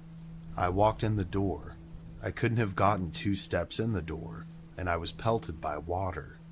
As we were discussing a potential leak, and as we were being told that there were no pipes in that part of the house, as we stood just inside the house, a droplet of water was traveling horizontally and passed right between us and out into the next room. As I retell this story, I have a chill up my spine, and the hair on my neck is standing up. John would go on to say, things were happening in this house that I couldn't have ever possibly dreamed of happening, and there was no way to explain what was going on. Shocked by what they were witnessing, the 2 officers asked the family to step outside of the house and out of the water while they left to report the incident to the chief himself. The Wise decided to stay at the property while the Kiefers and Don walked across the street to a local restaurant for something to eat. Within seconds of everyone departing, the water suddenly stopped within the house. And aside from the home being drenched, it was back to normal. No more dripping water and no more mist. This left Ron and his wife only to speculate that whatever was happening was coming from one of the 3, because when they left, so did it. Pam Scrofano, who owned the pizzeria opposite the Kiefers' house, where the 3 ended up in, was a friend of the Kiefers and knew Don as well. Upon greeting the 3 of them, she noticed that Don was distant, like he was looking at you, but looking through you. A deeply religious woman, she sensed something evil about him, like the devil was working through Don Decker, and recommended that they contact someone at the church for help. Within mere seconds of mentioning this, droplets of water hit the table in front of them, and soon the very same phenomena that was originally happening in the house was also now taking place inside the pizzeria. Sensing this evil, Pam ran to the cash register where she had an old cross necklace. She took it out and placed it around Don's neck. As soon as it touched his skin, he got burned. He began to scream and pulled the necklace off of him. It was charred black. As the trio departed the pizzeria and headed back to their home, the strange activity inside once again ceased. It's important to note that nothing like this had ever happened at the Kiefer residence or Pam's pizzeria. No plumbing issues, nothing that could be considered even remotely similar. Convening inside the home once again, they met Ron and his wife. Ron suspected that Don had something to do with what was happening, and after some discussion, an argument erupted among the group. This led to Jeannie screaming at Don, telling him that they knew it was him and that he had to make all of this stop. After the words left her mouth, the pots and pans above the stove began to shake, and the lights around them began to flicker. Don Decker was no longer in control of his body. Everyone watched in horror as Don levitated multiple feet into the air and rotated several times. He was then thrown out of the kitchen where they were and into an entirely different room. Don himself would later recount the event like this. It wasn't like someone grabbing your hand or picking you up. I felt this force over my entire body. I'm a big man and I've always been assertive, but this, whatever this was, made me feel like a newborn child. I'm scared right now just thinking about it. Don now laid unconscious on the floor, and the rain began again. The Wise and the Kiefers were in absolute shock and disbelief at what had just taken place. They knew it was tied to Don, but they had no idea just what it was. But they felt that it was evil. A few hours after the strange incident witnessed by the police officers, they arrived back at the residence alongside their very heated police chief. As he made his way into the home with the two officers behind him, he too was pelted with water just as they had been. And at first, probably feeling like he was on the spot and perhaps slightly embarrassed, he claimed that this wasn't even a police issue, but a plumbing issue, despite then being told that there were no pipes in that part of the house, and this was even confirmed by blueprints of the home. After taking a look around at the rest of the home, which was bone dry, the chief then angrily ordered the two officers to escort him back home. He would be the only officer that night to not admit to anything strange happening. He then directed officers John and Richard to not file a report and to not speak about the incident at all, but word would get out. The following morning, acting against the specific orders from their chief, the two officers returned to the residence, along with 3 veteran officers as well. They too would see and experience the bizarre rain inside the home, so they decided to try something to attempt to get to the bottom of what exactly was going on. They asked if they could place a paper bag over Don's head, to which Don agreed. This was so he would have no way of seeing anything. He'd have no preconceived notions of what could be placed on him or in his hands.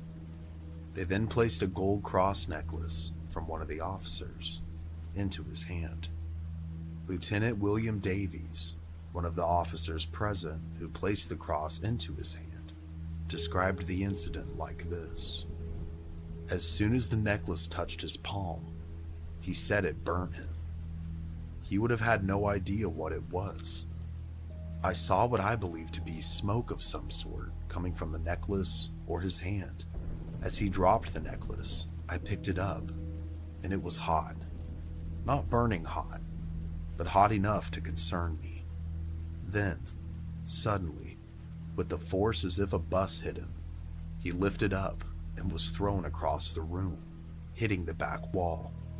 Upon removing the bag from him, he was clearly dazed and had 3 bloody and fresh claw marks across his neck. I've been a cop for 40 years, and I've never ran into anything like this, ever. Never before, and never again after. There's always an explanation, but in this case, there was no explanation.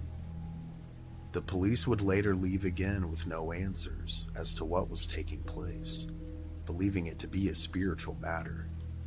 Don was placed on the couch in the living room, where the rain continued to go from mist to showers at random and varying times.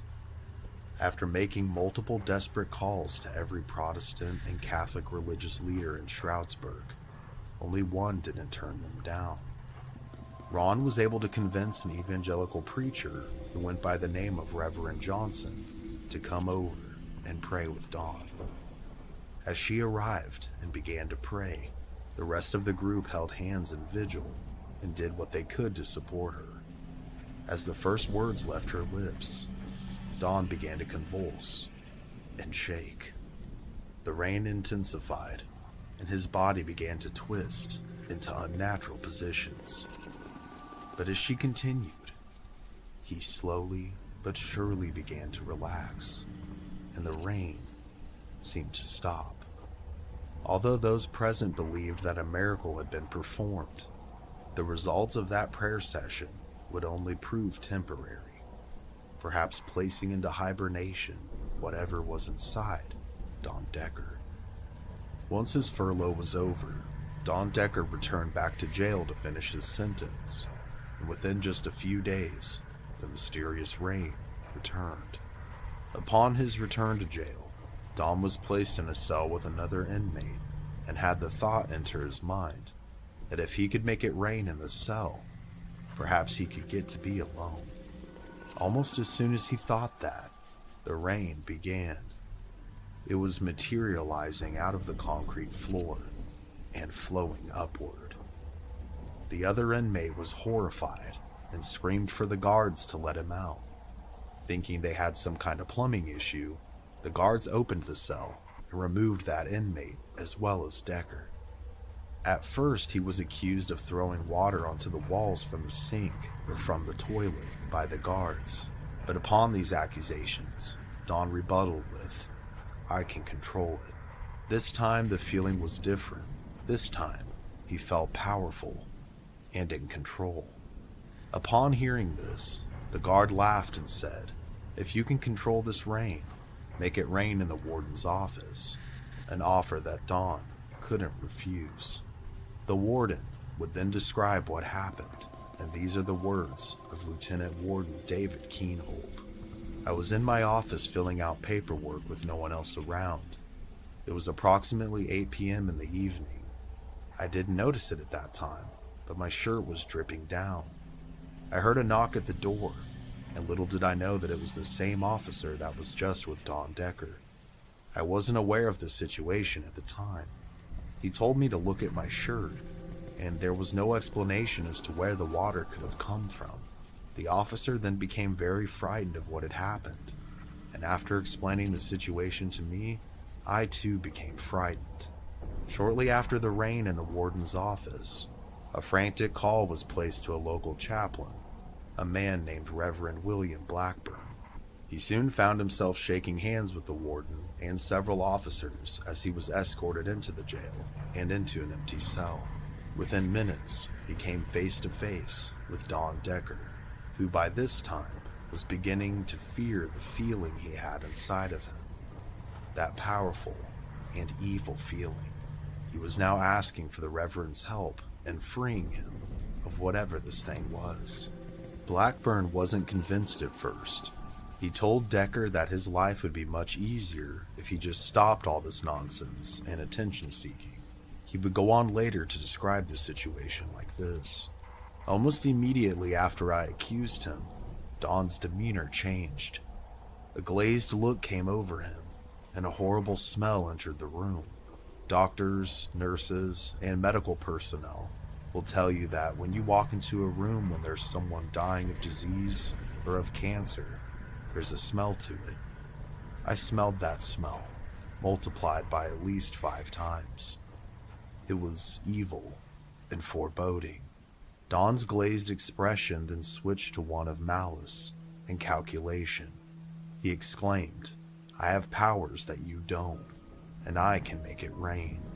He then raised his hand and rubbed his fingers together, and it started to rain inside that cell. It was like a devil's rain, a mist. I was in the presence of evil. I started opening my Bible to begin to pray, and Don said, "I don't want you to pray for me," to which I decided to anyways. I started to read to him, and the strange thing is that even though I was soaked, the pages of my Bible never got wet, and that was truly frightening. Although the session was short, upon uttering the words that he was now bound in the name of Jesus Christ, the rain stopped, and a peace overtook Don. When he finally, with tears in his eyes, and the two hugged and prayed together. Again, in the words of Reverend Blackburn, "There is no doubt in my mind that he was possessed. No human being could do what he did in that room. There is no way that he did anything to fool me whatsoever. Whatever happened was spiritual, and it was not from God. I can guarantee you that it was not from God." From this moment forward, the rain has stopped, for now. Don Decker would later say that he takes things day by day, and that fortunately, the rain hasn't returned. As for his grandfather, he thinks whatever happened was related to him. He thinks that, considering where he thinks he ended up, maybe he was able to make a deal with someone and have yet another chance to abuse him. What makes this case so unique and interesting is that all the people involved are credible people. I mean, we have some family friends, sure, but they stated they had nothing take place in that house prior to Don's arrival that morning. We have the landlord of the family's home and his wife not only reaffirming that there weren't any prior issues, but that there were no pipes in that area of the house. We then have 6 police officers, including the chief over the case, experience the phenomena, and he was the only one that said that nothing took place. We have a business owner where the phenomena took place at her establishment as well. Then several guards at the jail, in which he goes back to finish serving his time, witness things, and the warden of the jail himself. And the police officers, 3 of them were seasoned lieutenants, I might add, and anyone with a proper reputation, unless they really experienced something, would risk that, in my opinion. So was it demonic infestation, possession, poltergeist activity, or something else entirely? When we have so many credible eyewitnesses recanting the same details, saying what they saw, experienced, and felt was a phenomena not of this world, it truly makes you wonder. And if it wasn't spiritual, could Don's childhood trauma have allowed him to break into a part of the mind that could somehow cause these kinds of things? Allow him to manipulate the weather of his surroundings, move objects, and even cause harm to himself? We may never truly know the answers to this mystery in particular, and it very much still is a mystery to this day. As far as an update on Don Decker, besides multiple show appearances and interviews to discuss his story over the years, the last known activity that I could find of him was that back in 2012, he was charged with arson of a local restaurant in the Poconos Mountains of Pennsylvania.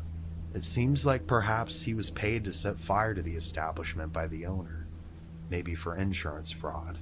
As far as the outcome of the case, I couldn't find additional details. Perhaps whatever evil that was inside Don got the best of him at this time. Or, we're all human.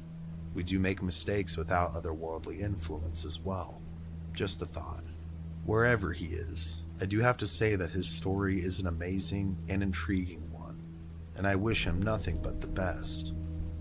I'd also like to say thank you guys for watching this video. Without you guys, this channel is just me making videos that I find interesting at home, at my computer. And I really can't hammer home how much your support means to me. It seems like YouTube doesn't always want to promote my content, and that's been a big uphill battle over the last 4 years. So when you choose to watch Mystery Archives, just know it helps me out much more than you could ever know.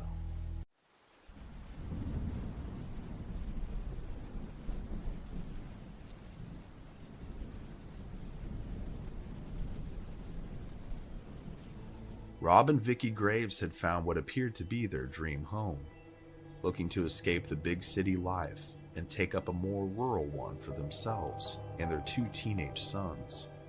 They found Fox Hollow Farm and were shocked at how affordable it was for the sheer size and quality of the property. Sensing that it was too good to be true, they asked what could possibly be wrong with it, because at a passing glance, it seemed absolutely gorgeous. Then it came to Rob. He had remembered the name from a news broadcast many years ago. Unbeknownst to him and his wife, they were now standing on the very same grounds that were once owned by Herb Baumeister, the notorious serial killer.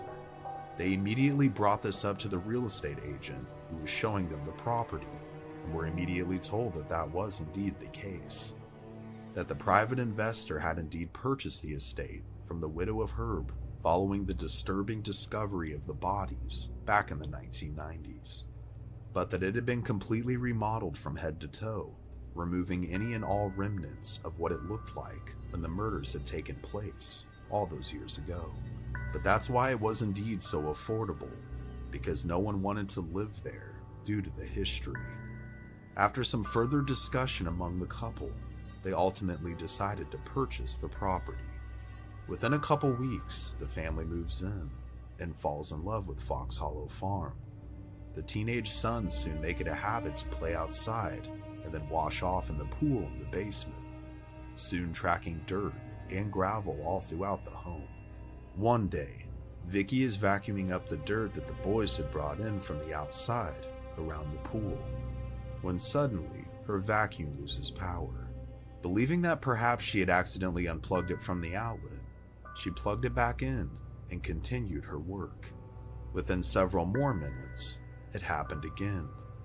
Perplexed this time because she was even more aware and careful about the cord in the outlet, she knew she hadn't unplugged it. So she plugged it back in and triple-checked that it wasn't just falling out of the outlet by pulling the cord. Ever more aware this time, she goes back to vacuuming, but keeping a present eye on the cord itself, and to her amazement, it pulls out on its own, as if someone had grabbed and pulled it out of the socket. Startled, she drops the vacuum and is beside herself. She doesn't know how to make sense of what had just happened. And this would just be the beginning of the strangeness that would occur. Rob worked at a car dealership, and one of his employees was a man named Joe. Joe had been a great employee, but had a problem of being chronically late most of the time. As he probed to figure out what was going on, Joe informed Rob that he lived over an hour away and really needed the job and would be willing to move closer if the opportunity presented itself. Well, Rob thought about it and ended up offering Joe a place to rent. Located on Fox Hollow Farm, they had a guest house that they were considering renting out as apartments for quite some time, and this seemed like the perfect opportunity to benefit everyone involved. Joe would indeed move in just a few days later. It takes several hours, but within that time frame, they're able to get everything inside and finish the move. Exhausted, Joe decides to retire for the night with his dog, Fred. As he lays down to sleep in his newly set up bed, he then finds himself in a horrific nightmare. He's being chased throughout Fox Hollow Farm by something he can't see. The dream is so intense that it causes him to sleepwalk, which wasn't something that he was known to do. He began to run while still dreaming, and ran directly into the door frame as he tried to escape the guest house. Falling back, he knocked into a nearby glass of water, which fell and shattered, cutting his hands. The impact and cutting of his hands finally woke him up, and he was forced to sit back and ponder just what had taken place. And things would only intensify from here. Another day soon after, Rob was painting the side of their home a different color. As he and his wife remarked on how nice the finished job will be, she spots something out of the corner of her eye. She had seen a man in a red shirt staring at them. As she broke away from her husband and began to approach the figure, it started to walk away from her and quickly disappeared as if it never existed. The couple then called out and checked the perimeter, but never found anyone. They dismissed the person as nothing more than a curious trespasser. I mean, after all, they did purchase a serial killer's home. They just had to accept that curious people may sneak up just to get a look at their home.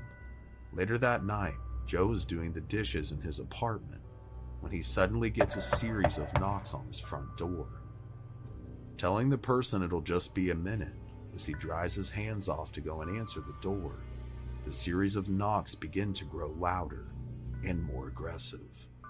Thinking it was extremely strange or extremely urgent concerning Vicky or Rob, he went and answered the door as it was still being knocked upon. However, as he opened the door, there was no one to be found. Automatically on guard, he peers outside. The knocking had been happening when he answered the door, so no person could have got very far while he answered mid-knock. He glanced around, and yet saw and heard nothing. He stepped outside and began to examine the roof and the nearby areas, and still there was nothing.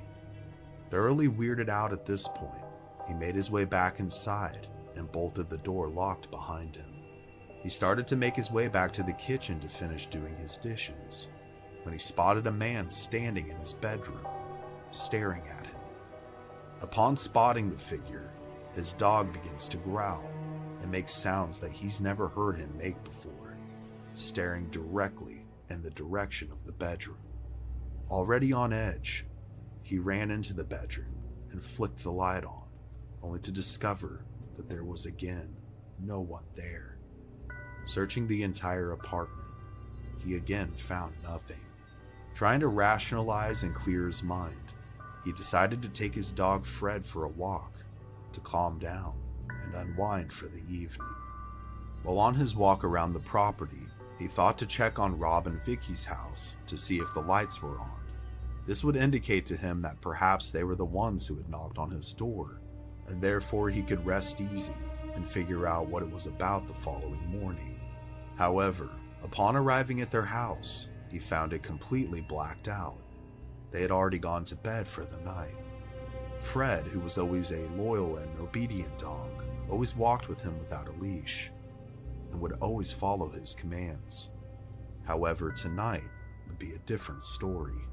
Deciding to head back to his apartment, he motioned for Fred to join him, but the dog would not budge. He suddenly began to growl and then bolted into the nearby tree line.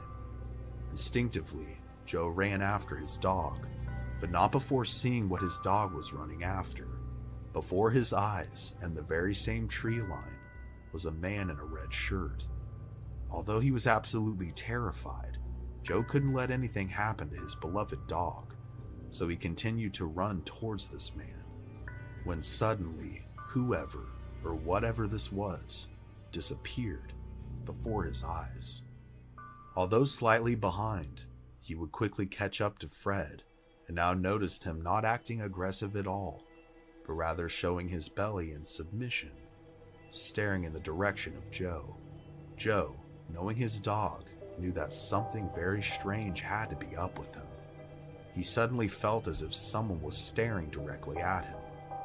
He slowly turned around to see the apparition of a man in a red shirt with a twisted face staring back at him just several feet away. Joe, as most of us would, ran out of there as fast as he could, his loyal companion following him. The two run as fast as they can back to the apartment, where they rush inside, lock and deadbolt the door, and nervously watch out of the blinds for the rest of the night. The following morning, an even more exhausted Joe makes his way to Vicky and Rob's house to discuss the prior night's events. As he's telling both of them what happened, Vicky starts to become emotional. She too had seen the man in red just days earlier. She points to where she saw him, and lo and behold, it's the exact same spot that Joe had encountered the entity the night before. As the day progressed to night, Joe yet again found himself in his apartment, hoping to finally get some rest. But as he settled down in his bed, he was suddenly startled by knocking at his door. As he yelled out, "Who is it?" as he made his way towards the door, he didn't receive an audible answer back, just more aggressive knocking at the door. The door itself now was shaking. Facing his fear of the unknown, mid-knock, Joe throws the door open, only to meet face to face with nothing. As he frantically looks around the yard while holding the door, he notices that the door's knocking apparatus is sticking straight out, as if someone is holding it. It then drops one last time, knocking the door. Absolutely petrified, Joe slams the door and locks it. As he tries to catch his breath and takes several steps backwards, he sees the doorknob begin to turn. Then, without warning, the door bursts open, shattering the lock. The open door yet again reveals no one. After a moment of frozen terror, Joe runs outside and into the front yard of his apartment, screaming and searching all around for just who could be doing this. After several minutes, he stares back into the house through the open front door and sees a man dressed in all white standing there. He's soaked from head to toe in what appears to be water and is screaming in a muted voice, as if he's being held underwater. He then bolts towards Joe and seemingly disappears into a mist. Frantically calling out to his dog Fred to accompany him, Joe frantically makes his way to Rob and Vicky's house on the property. He's so terrified that he's shaking now, and Rob and Vicky are just as scared. They now truly believe that they are dealing with something paranormal in nature. In order to rationalize the situation and make sense of what was taking place, they begin to believe that they're experiencing the results of the murders conducted by Herb Baumeister, and that his victims are either trapped here somehow, or their energy is stuck in an endless loop, replaying their final and tragic moments over and over and over again.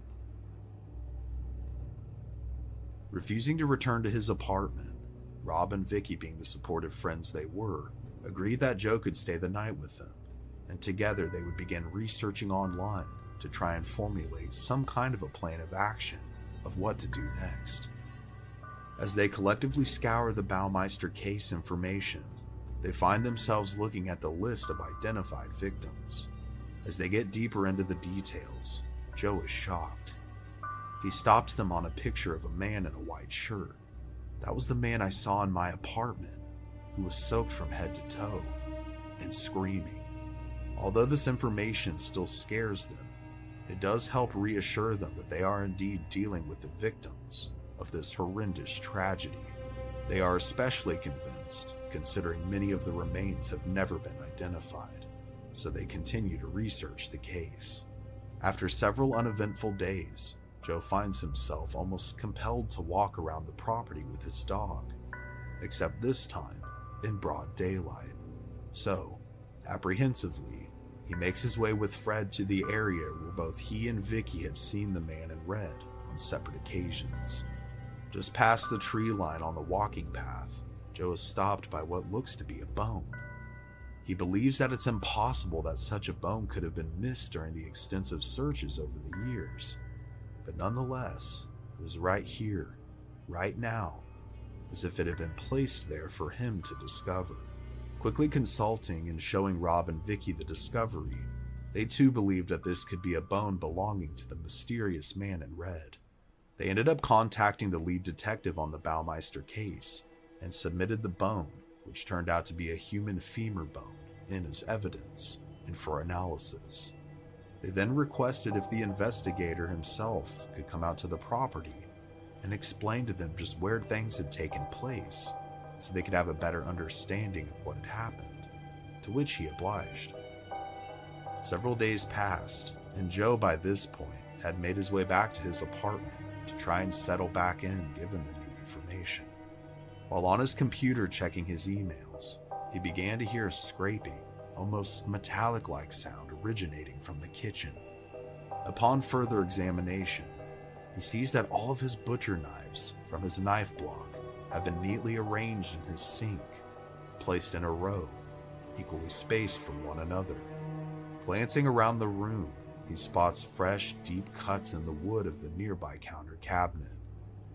He believes that this could be a sign for one of the victims crying for help. He starts to try and figure out the mystery. He takes out his phone and begins recording, asking probing questions to whoever or whatever could be there, in hopes of helping them in any way that he can. Prior to this, of course, he turned off any and all appliances that could interfere with the process. He begins by asking a series of questions and doesn't seem to get much of anything, at least not audibly. But then towards the end of his questions, Fred begins to growl, the same eerie growl he had any time they had experienced something previously.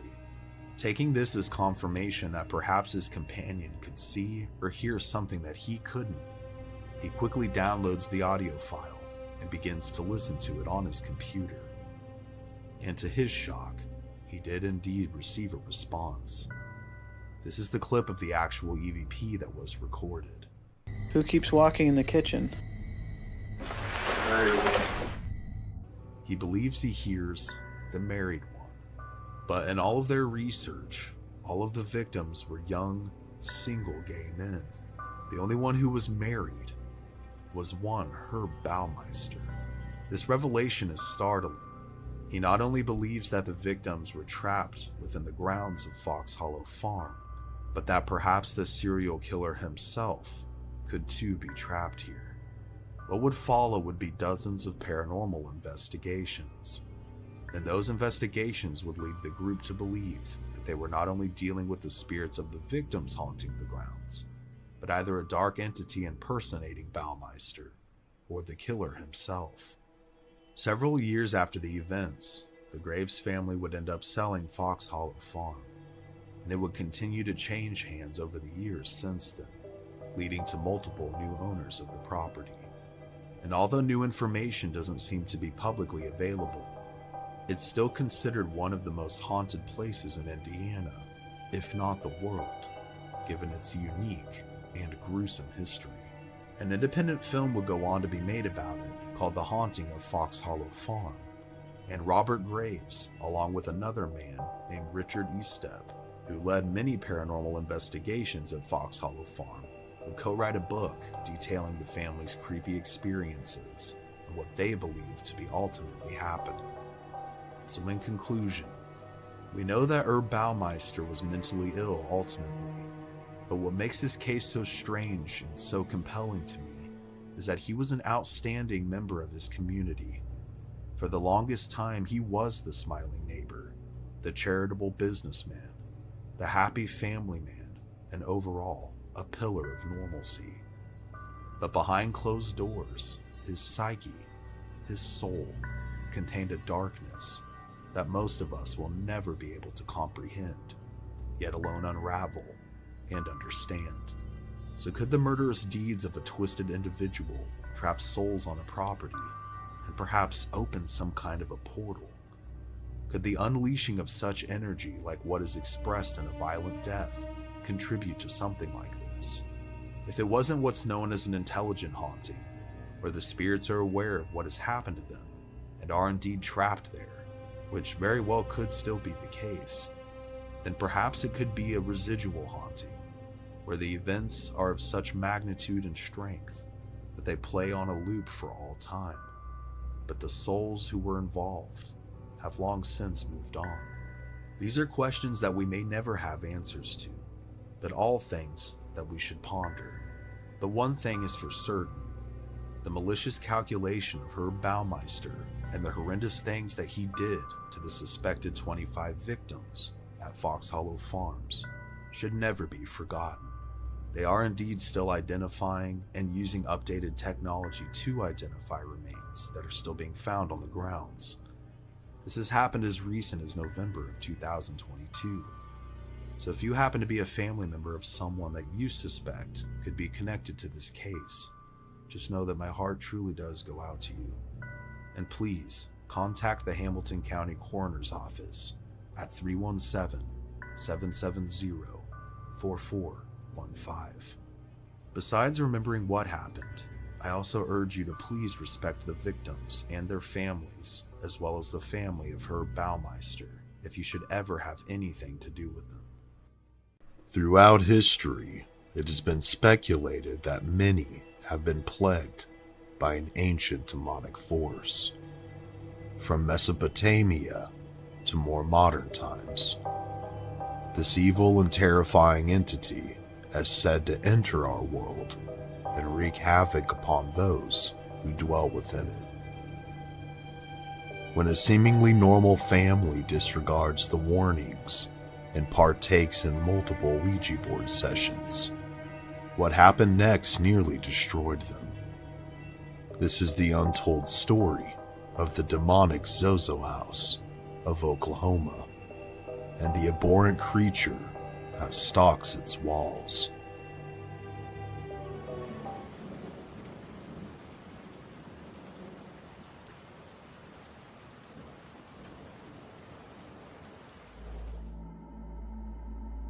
Oklahoma City, a small but growing city in the heartland of America, known for blue-collar work and brick-and-mortar shops, red dirt, and sports, would soon become known for something much darker. A teenager by the name of Darren Evans was growing up here, a normal boy by all accounts, doing things that any teenagers would enjoy, hanging out with friends, shenanigans here and there, and dating girls. He began dating a girl named Brandy who attended school with him, and the two often found themselves visiting each other as often as they could, whether that was walking to and from school, in between classes, or visiting each other's homes. One day, while Brandy's home was having some plumbing work done on some pipes located underneath the house, the plumber doing the work would soon make a strange discovery. Located below the foundation of the home, covered in dirt, was an old Ouija board. The front letters were partially buried, and the back of the board was solid black in color. Off to the side of where the board was found was an aged planchette. What made this finding even more bizarre was that 4 old jars sat on the corners of the board, speckled with dirt as well. Thinking perhaps the kids had stashed the board away and forgot about it, the worker told the young couple after his work was done about what he had found. And it's from here that things seemingly take a darker turn. Upon examining the discovery, they began to brush the dirt away from the jars. They were then shocked by what they found. Inside each one of the jars, sitting on the 4 corners of the board, were the decaying bodies of blackbirds, congealed blood and matter still present. Bewildered but intrigued, they sat the jars off to the side and picked up the board. As soon as his fingers made contact with the board, Darren seemed to have an instant connection with it. And with this soon came a burning curiosity to examine it, and this curiosity would manifest into obsession. With this, the couple took the board inside the home, where they spoke with Brandy's mother. She actively practiced the Wiccan religion, but had no idea who could have put the board there. Several days later, curious as most teenagers are, Darren was an avid music fan, and one night, after building up the courage to do it, he decided he was going to contact the deceased singer of the popular band AC/DC, a man named Ronald Belford Scott, using the board. Scott had passed away from alcohol poisoning in 1980. After lighting several candles, laying the board with letters facing towards him, and placing the planchette upon the board, he began his session. At first, nothing seemed to happen, but Darren was still feeling this otherworldly connection to something within the board itself. After trying for half an hour, to his shock and amazement, the planchette began to move. Slowly at first, it then frantically began to move by itself, moving from Z to O, Z to O, over and over and over again, spelling out the name Zozo. Shocked and unsure of what or who he had contacted, Darren said goodbye in an attempt to end the session. Before his eyes, he saw the planchette spell out, "See you in hell," and then it threw itself across the room. A now terrified and bewildered Darren ran out of his room and tried to make sense of what had just taken place. But this was just the beginning of what was to come. It started with horrible night terrors, He would wake up unable to move or speak and would hear whispering in his ears. These episodes at night were soon followed by banging and knocking throughout his house during the daytime, as well as a constant feeling as if he was being watched by something he couldn't see. But despite the presence he was feeling, Darren now sought answers to his ever-growing list of questions, just what exactly he had uncovered. So, he continued to hold sessions with the board, for better or for worse.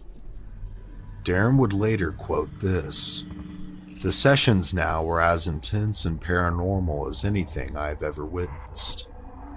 A deep and terrible moaning could be heard emanating through the walls after these sessions.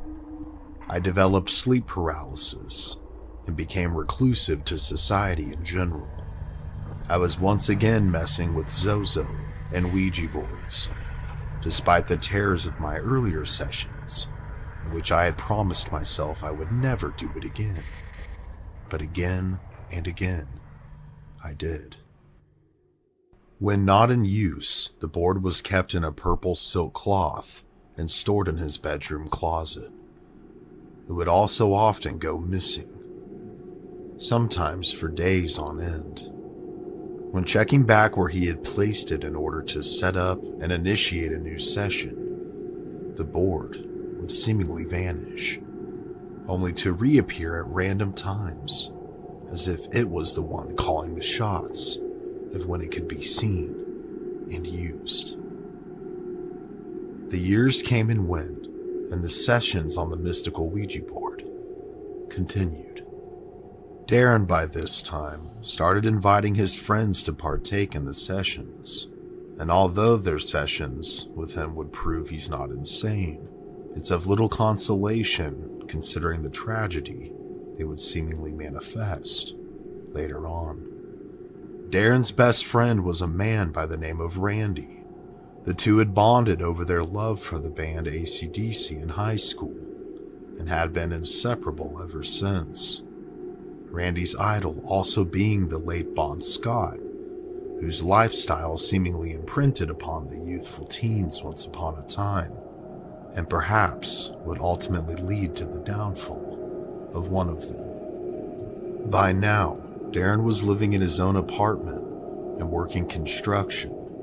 At a job site he was on, he would make a strange but familiar discovery. As he was digging down into the earth, he found what appeared to be a jar.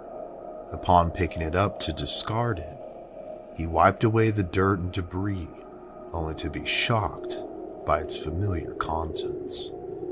Lo and behold, within the jar was a congealed and rotting blackbird, extremely similar, if not identical, to the ones initially found alongside the Ouija board underneath his high school girlfriend's home all those years ago. It was particularly weird, not just because of this, but the fact that he had found it, digging down deep into the earth. He wondered, what were the odds of this? And although he had no way of knowing for sure, his gut began to tell him that there was some kind of witchcraft or occult expertise at play here. Perhaps someone or a group of people were knowingly contacting this entity known as Zozo, but for what remained to be known. One evening in 1985, Darren and Randy were relaxing at Darren's apartment when they decided to host a session on the Ouija board. Randy, more than anything, wanted to try and make contact with his late idol, Bon Scott. While wearing a Highway to Hell AC/DC shirt, Randy's intent was clear. The two dimmed the lights, lit a couple of candles, and began the session upon the board. They made contact within a few minutes. Once the planchette was moving, Randy exclaimed, "We want to talk to Bon Scott of AC/DC." With this sentence, the planchette seemingly obliged. It moved in circles, eventually spelling out AYEMATE. The two looked at each other in amazement. The entity was using Australian dialects. And for anyone who doesn't know, Bon Scott was Australian. After several more questions, both of the young men were convinced they were speaking with their idol. The spirit seemed to know every little detail to any question they asked. And during the session, the entity then made a strange request from the men. It asked them to light a cigarette and place it in the hole in the planchette. What proceeded to make both of them laugh also made them quite spooked as well. So they lit a couple cigarettes, one for each of them, and one for this entity. They took a few drags to keep it lit, and then placed it cherry side up in the planchette hole. The planchette then spelled out thanks. They then watched in utter amazement as the cherry of the cigarette lit up, as if Bon himself was taking puffs off of it. But this amusement was short-lived. Once the cigarette had seemingly been smoked, the planchette began to spell something very different. It spelled, F you, Randy. I will have your soul, and I'll see you in hell. Zozo. Zozo. Terrified, the men quickly ended the session by saying goodbye and tossing the board outside the second-story apartment balcony door. Clearly scared and upset, Randy also didn't take kindly to threats. He began cussing out Zozo with complete and utter rage. The board would later be returned by his downstairs neighbor. And after this session, a series of lows for both of the men seemed to manifest in the years to come. Influenced by the lifestyle of his idol, Randy fell victim to alcoholism. He soon would lose his wife to divorce and have split custody with his son. And although many opportunities presented themselves for Randy to better his life, for one reason or another, he was always just too far away to be able to grasp them. He often said to Darren, I feel like I'm in a prison, and I can't escape. For old time's sake, the two did one last Ouija board session together in 2005, in which Randy asked the board how he would die. The board responded, in a car, at night, alone. In 2007, after spending the evening with Darren, the last words he would say to him were, Darren, I will see you in hell. The next morning, Darren received a phone call from Randy's girlfriend, Alicia, saying that Randy never made it home after he left. Instead, he had passed away in a violent head-on collision, ultimately passing away in a car, at night, and alone. This devastating passing, along with the frequent contact with the entity known as Zozo over the years, led to a fascination and borderline obsession with a search for answers for Darren Evans. During the time before and after Randy's death, he had been living in a home in Oklahoma City, Oklahoma, that would become synonymous with the demon's name.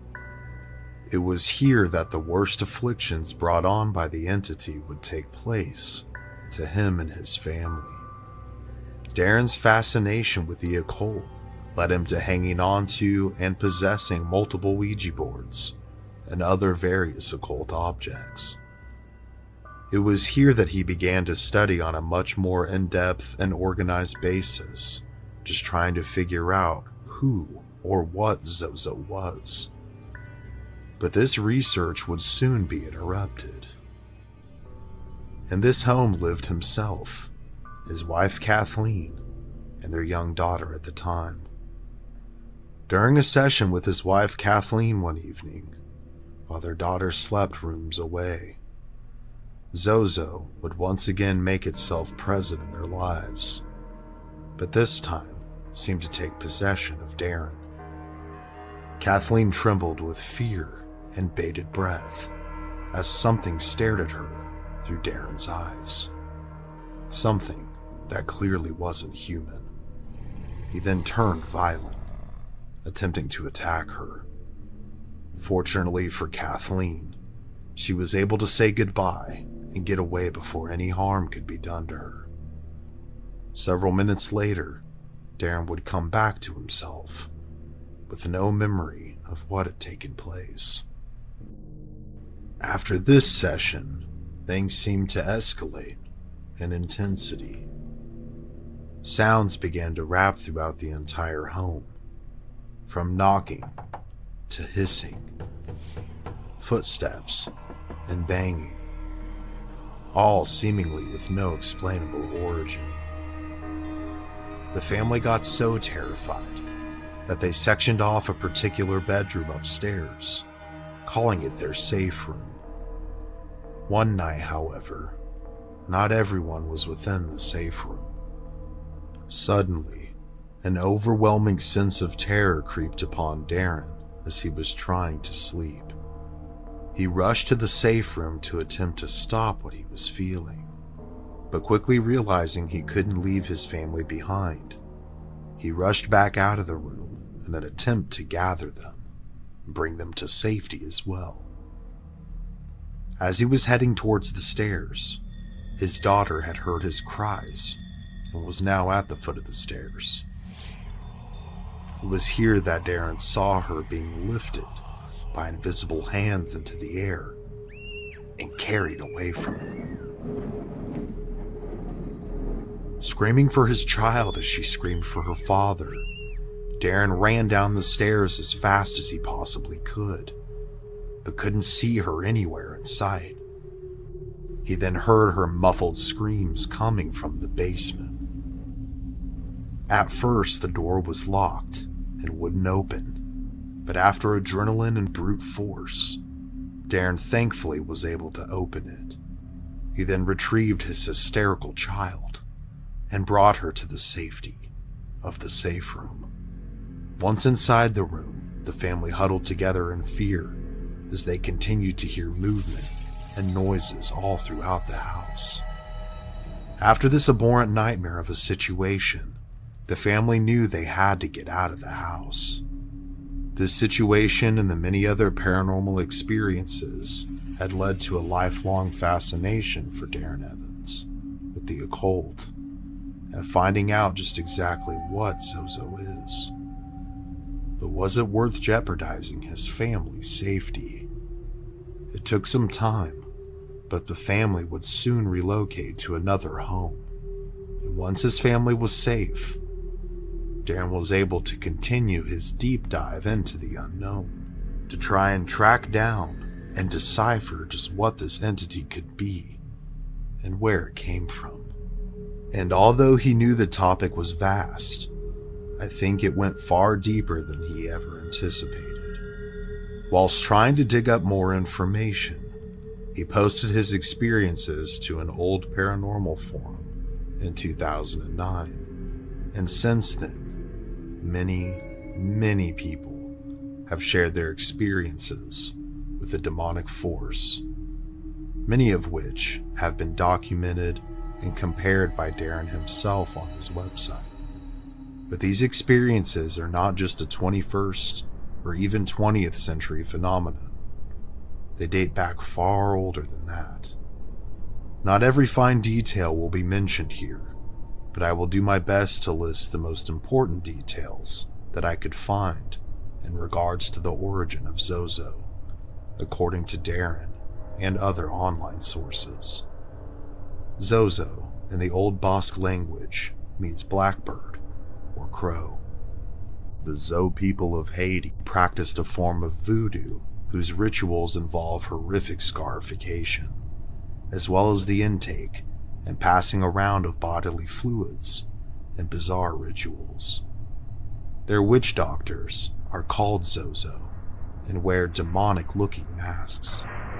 As part of their death ritual, when someone is passing away, they lift up the mask at the moment of death to take in the person's final breath.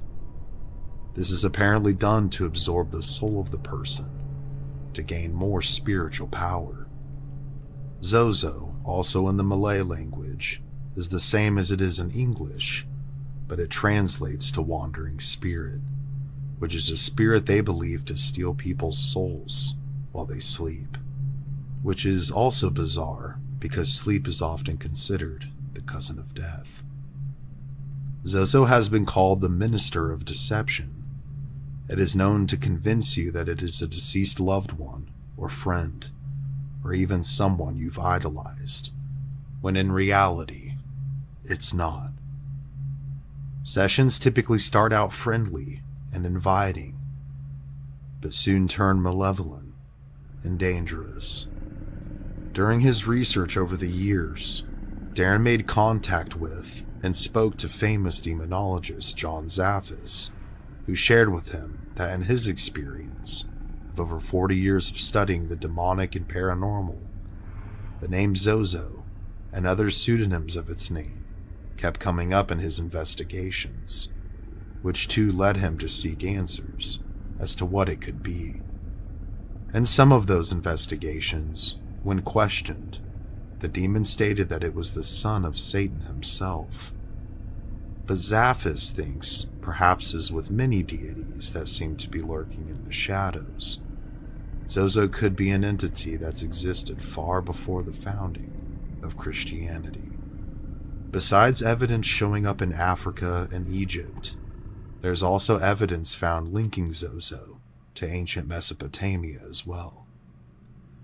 Other names Zozo has gone by throughout the ages have been Zuzu, Zaza, and Mama, among many others. The name Zuzu could refer to Pazuzu, the famed demon from the film The Exorcist, which in reality was a demonic entity from ancient Mesopotamian religion. It's incredibly strange to note the following as well. Zozo was replaced in the story of the exorcism of Roland Doe when Peter Blatty was using it as inspiration to write The Exorcist. He changed Zozo to Pazuzu. Zozo is believed to be the demon that possessed Roland. It was described as a terrifying form that first appeared in the Neo-Assyrian period, roughly around 934 to 610 BC. It had a monstrous head resembling a fierce lion or a dog with horns, and had an emaciated human body with clawed hands, a scorpion's tail, and 2 sets of wings. One translation reads, "I am Pazuzu, the son of Hanbu, king of the Lilu demons. I have scaled the powerful mountains. They trembled. The contrary winds were headed west. One by one, I broke their wings." Pazuzu and other demons like it were held responsible for ailments like disease, fetal death, nightmares, and much more. Could it be that this ancient demonic force is what could be plaguing people all the way into modern times?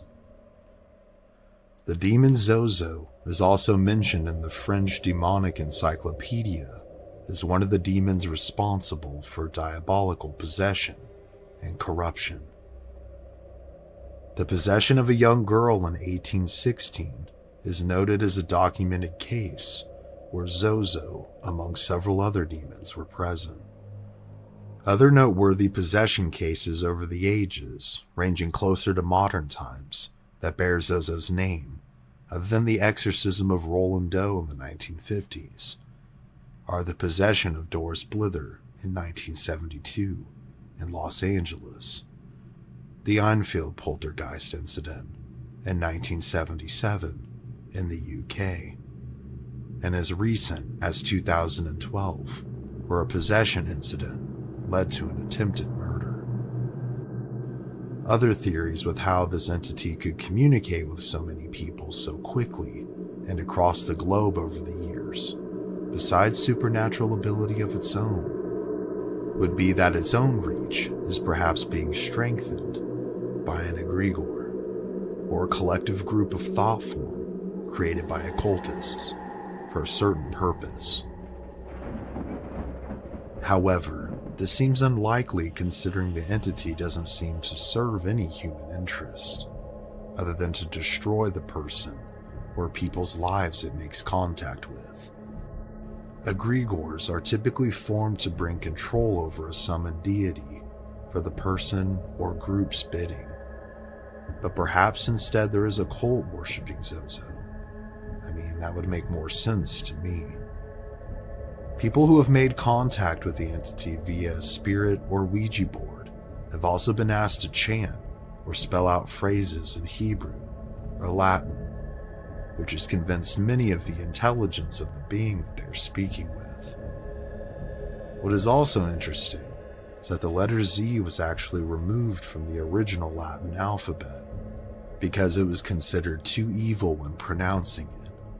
It was said that one's face would make a death's grimace, like that of a corpse, and that it mimicked the letter S, like an evil twin. Perhaps the entity uses this name as some sort of mocking, whether to God or something else. One may also ask, despite the origin theories and historical details that could be linked to this ancient demonic force, how would one know if they encountered such a thing? These are what's known as Zozo's calling cards when it's being summoned using a Ouija board. The obvious is there that the planchette will begin to move on its own, but some less obvious signs are there as well, and are as follows. The planchette will move in a rainbow pattern from side to side, spelling ZO, ZO, over and over again, also known as the rainbow effect. It can also move in repeating figure 8 movements, like an infinity sign. The planchette will spell out various versions of the demon's name, like Zozo, Zoso, Zaza, Zuzu, or Mama. You may also begin to see shadows moving around the area where you were hosting the session, like you're seeing through the thinnest sheet into a dark world that exists just behind your vision. And you and whoever you may be with may start to feel scared, uneasy, or upset, seemingly for no other reason, before or after this takes place. When you tell this entity goodbye, typically the best way to close a session, it may not truly be goodbye, because oftentimes, depending on how long the session has been for, like an ever-widening door, the entity may have had just enough time to sneak in to begin to wreak havoc upon your life. And thus begins what many demonologists and religious leaders alike call demonic obsession, which is where the entity becomes aware of you and begins to crave you, which then leads to oppression, or begins to inflict various forms of torture upon you in an effort to break you down, whether that's physically, psychologically, or spiritually. It will also work to isolate you from others, especially those who care about you. And finally, if you're incredibly unlucky, possession, where the entity finally takes control of you as its vessel. All of which to me are absolutely terrifying in every imaginable way.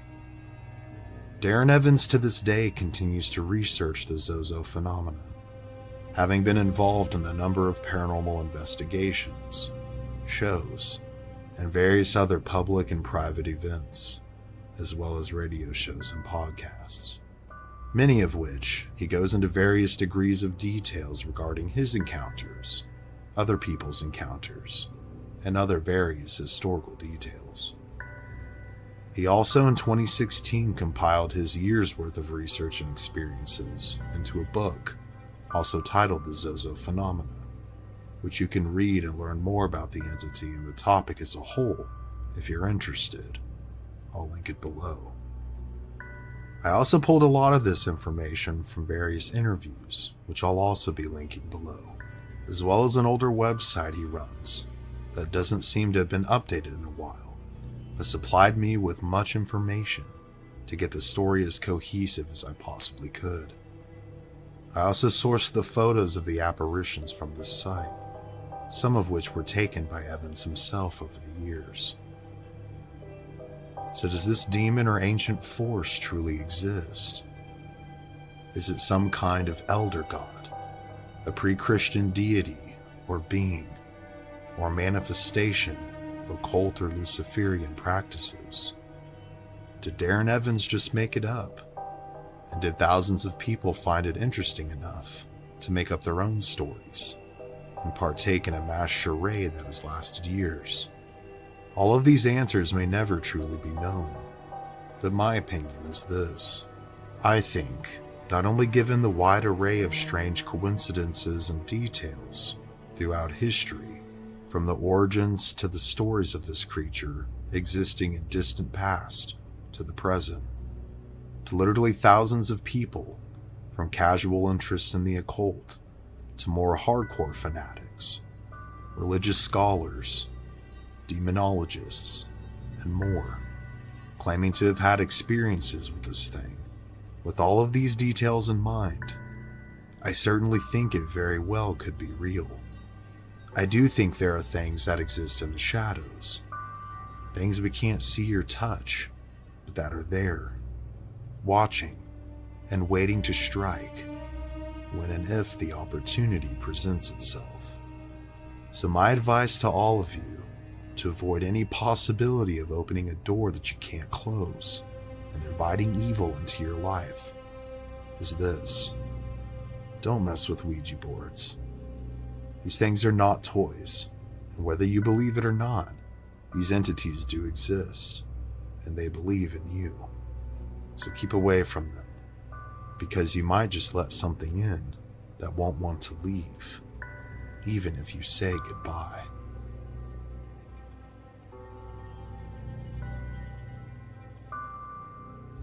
Lying dormant within the streets of suburbia, there is an unseen evil. Like a mouse falling into a pit of snakes, an unsuspecting family disturbed a slumbering force and became enshrouded in a fog of darkness. This is the untold story of the Belair House and the terrifying malevolent entities that dwell within its walls. Belair, Ohio, an area rich in history, was once known as Glass City, having once been a major glass production hub in the late 1800s. It is now known as the All-American Town, having been used in many Hollywood productions as a backdrop for lots of movies, some of which you've probably seen over the years. The town that epitomizes small America's daily life has long since moved past its industrial days and has become known for something else. On the outskirts of the town lies an old two-story Victorian home that has become famous over the recent years, both among locals as well as across the country, with some saying it could be the most haunted place in the United States, if not the world. This is a bold statement to say the least, but the countless visitors to the house have reported strange, disturbing, and unexplainable encounters within its antique walls. But just how did this story begin? Where did the legend of the Belair House originate from? Let us first take a look at the home's dark history. Built in 1887 by a coal tycoon named Jacob Hetherington, the house sits adjacent from ancient Native American burial caves. It is also located where the scene of a massacre took place during the French and Indian War. It would sit on top of an active coal mine for years before. There was a major explosion that took place within the mine, killing multiple men working deep within the earth, directly underneath the house. Could the culmination of these tragic deaths have opened up a portal within the Belair House? a portal that allowed something to come through that wasn't supposed to be here. Shortly after this explosion is when the strange activity began. Jacob's son Alex moved into the home with his daughter Lyde, but was soon stricken with seizures and hallucinations. He would ultimately be committed to an insane asylum for the rest of his life, claiming that demons were trying to kill him. As time progressed, Lyde would take charge of the family business, being helped by her younger brother Edwin. Lyde would tragically and unexpectedly pass away one morning in the kitchen of the home. Edwin, now alone and grief-stricken, descended into mysticism and the occult in search of answers. He began to regularly host seances in the kitchen where his sister had passed away, to attempt to make contact with her on the other side, and it is believed that contact was indeed made, but with who or what is uncertain. In 2005, Kristen Lee and her family are desperate for a new home. Like a curse, for the second time in less than 2 years, a flash flood has destroyed their home and all of their possessions. Kristen, her 2 sons, Nicholas and Lane, along with their father, Hefe, have been fortunate enough to room with friends during this difficult time. Kristen has continued to try and get the family back on their feet and no longer wants to burden her friends with the boarding of her family. So she constantly checks the real estate listings, hoping to find a home that her and her family can finally settle down into. Given the circumstances, the family didn't have a big budget and would have to rebuild their lives from scratch. But soon, her determination seems to pay off. While at work, Kristen often browses real estate websites for new listings as well as foreclosures, and a new listing soon catches her eye. Recently foreclosed on, but now available for purchase, she lays eyes on the old Victorian home for the first time. Its 4 bedrooms and 2 bathrooms setup, along with plenty of room, would be perfect for her family. The price seems almost too good to be true for her budget as well. And although the listing lacks more details, it's like her prayers had finally been answered. But by what? Not wanting to lose the property, Kristen arranges a showing of the home as soon as possible, and before too long finds herself on the front steps of the Belair House. She is immediately taken in by the beautiful craftsmanship of the woodwork. The wraparound porch facing the Ohio River soon has her imagining peaceful evenings watching the water flow. Upon entering the home, she continues to be impressed. Old marble and cherry wood ordain the interior of the home, and it seems almost too perfect, like something straight out of her dreams. The family also has a dog named Bella, and the large fenced-in backyard is perfect for her to run in, and the boys to play in. Dumbfounded by her luck, Kristen puts in an offer on the house that evening, and it's accepted the following morning. After 2 years of chaos and uncertainty, the Lee family can finally breathe again and start living a normal life. But just as all seems quiet and settled, the family begins to discover that the house is anything but normal. At first, upon hearing odd noises in the night, the family wrote off the sounds as nothing more than anxiety in an old house. Being slightly scared or anxious upon moving into a new place, particularly following a very uncertain time in one's life, is not out of the ordinary, but these sounds soon become too much to dismiss. They soon begin to hear footsteps at all hours of the day and night. Kristen would later describe the activity as so. I would hear footsteps above and sometimes below me, even when there was no one else home but me. And I always felt as if there were thousands of eyes staring at me at all times, watching my every move. Along with the strange noises, items soon begin to go missing. from keys to towels to trinkets. One moment they would be there, and within seconds, they would vanish. And Kristen isn't the only one experiencing strange happenings within the Belair House. At the time, her 12-year-old son Nicholas begins to experience a malevolent force that seems to dwell within his bedroom.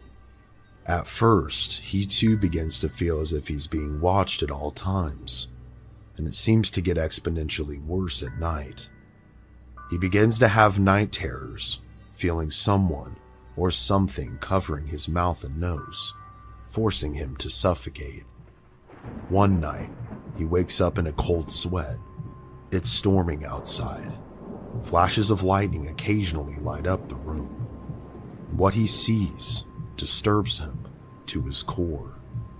In the corner of his room, towards his closet, as a burst of light fills the room, he sees a blackened figure staring at him and shaking profusely. The young boy is utterly terrified. Rushing out of his room as fast as he possibly can, he wakes up his mother and refuses to sleep there any longer. The boy is so hysterical, the only solution was to send him to his grandmother's house, located 30 minutes away. What makes this case all the more compelling is that Kristen has a master's degree in psychology and works as a mental health physician. With this, her professional opinion of what Nicholas had experienced was initially contributed to stress and fatigue, both common factors that tend to make the human mind see and experience things that aren't really there. And these probably could explain many similar situations, and most would agree. However, Kristen's view would soon undergo a radical change after one terrifying experience of her own. After months of strange happenings within the home, it was now winter, and the Lee family, still tight on finances, was sleeping in the basement near the fireplace to save money on the gas bill. Hefe was asleep in a recliner, and Lane as well as Kristen were asleep on the wraparound couch located in the corner of the room.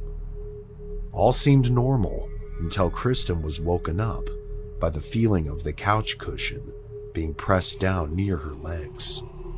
She then found herself face to face with a terrifying figure of a man staring directly at her.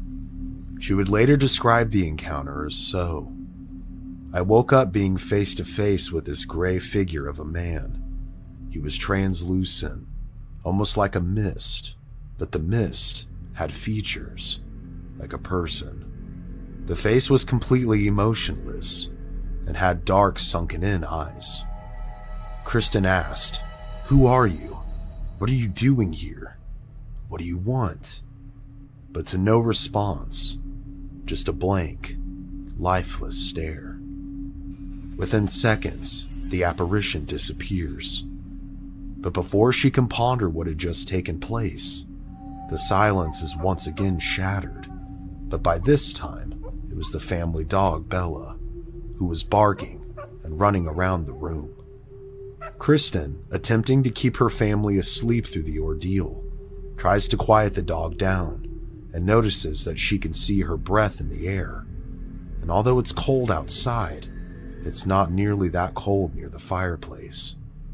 She then sees the figure materialize once more and silently move from one side of the room and through the wall on the other side, vanishing completely. No longer wanting to face whatever this was alone, she woke up her husband and told him what had just taken place. His response, however, was that she was too tired and needed to go back to sleep. Could what Kristen had experienced been a stress or fatigue-induced hallucination? Perhaps, but someone with a professional background such as herself surely would know how to differentiate, wouldn't you think? Finally knowing she's not crazy and totally convinced that the home was haunted, Kristen begins to try and make plans to get her family out of the Belair House and to safety elsewhere.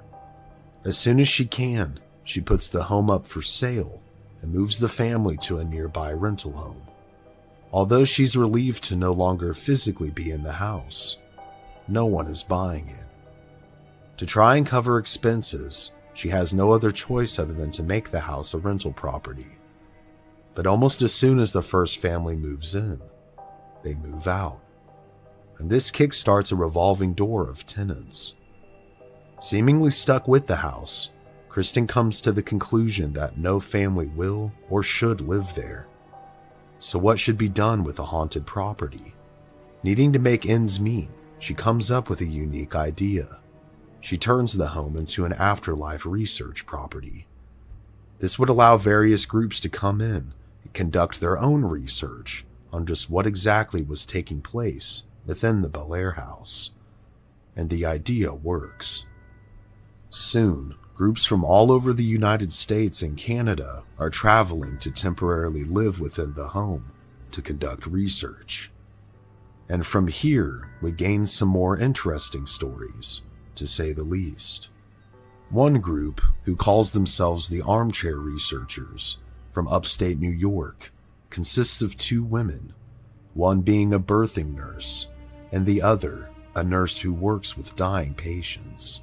They've found paranormal and afterlife research to be a natural extension of their day jobs for the last 15 years.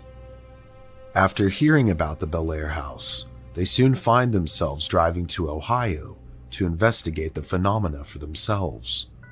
First impressions tend to go a long way, and the first impression the women got upon their arrival was very creepy. The home by this point was in a moderate state of decay. The fence that had once surrounded the backyard was mostly blown down, and the exterior of the home, as well as the porch, was weathered and rotting. But despite the odd feelings initially, they make their way inside. And at first, they actually felt welcomed, almost invited in, greeted by the same cherry wood interior that has greeted everyone. But as soon as they set up their equipment and prepare for their stay, as day turns to night, there seems to be a shift in energy within the home. The shift went from warm and inviting to dark and ominous. Then began the noises. Banging, footsteps, and the moving of furniture. The ladies also noted the feeling of being watched everywhere they went. While asking probing questions as they wandered throughout the house, they would soon also witness strange lights in various parts of the home. And along with the lights, there soon also came full-blown apparitions, all of which seemed to be centered around the basement. And as the night progressed, so did their feelings of anxiety. While taking a short break and sitting down on one of the couches in the basement, the two heard what they described as a large crashing noise above them, as if someone or something had thrown a bookshelf across the house itself, shaking the entire home.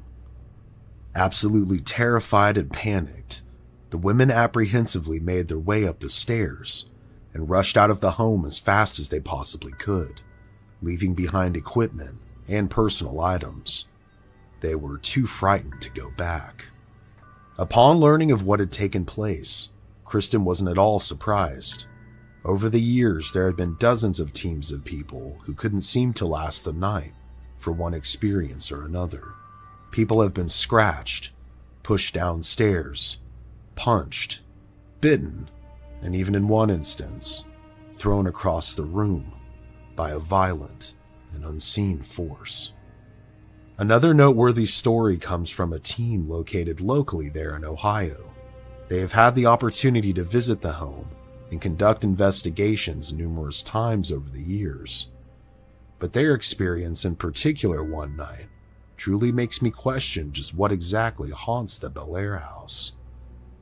There was 3 of them this time, and it was shortly after midnight when they made their way into the attic to continue their investigation. During their questioning, they seemed to be getting direct interaction with something through their spirit box. Then, towards the corner of the attic, a mist seemed to materialize, coming up from the attic floor, slowly enveloping the group.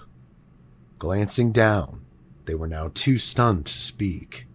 They saw what appeared to be thousands of black snake-like creatures slithering over their feet and onto their legs.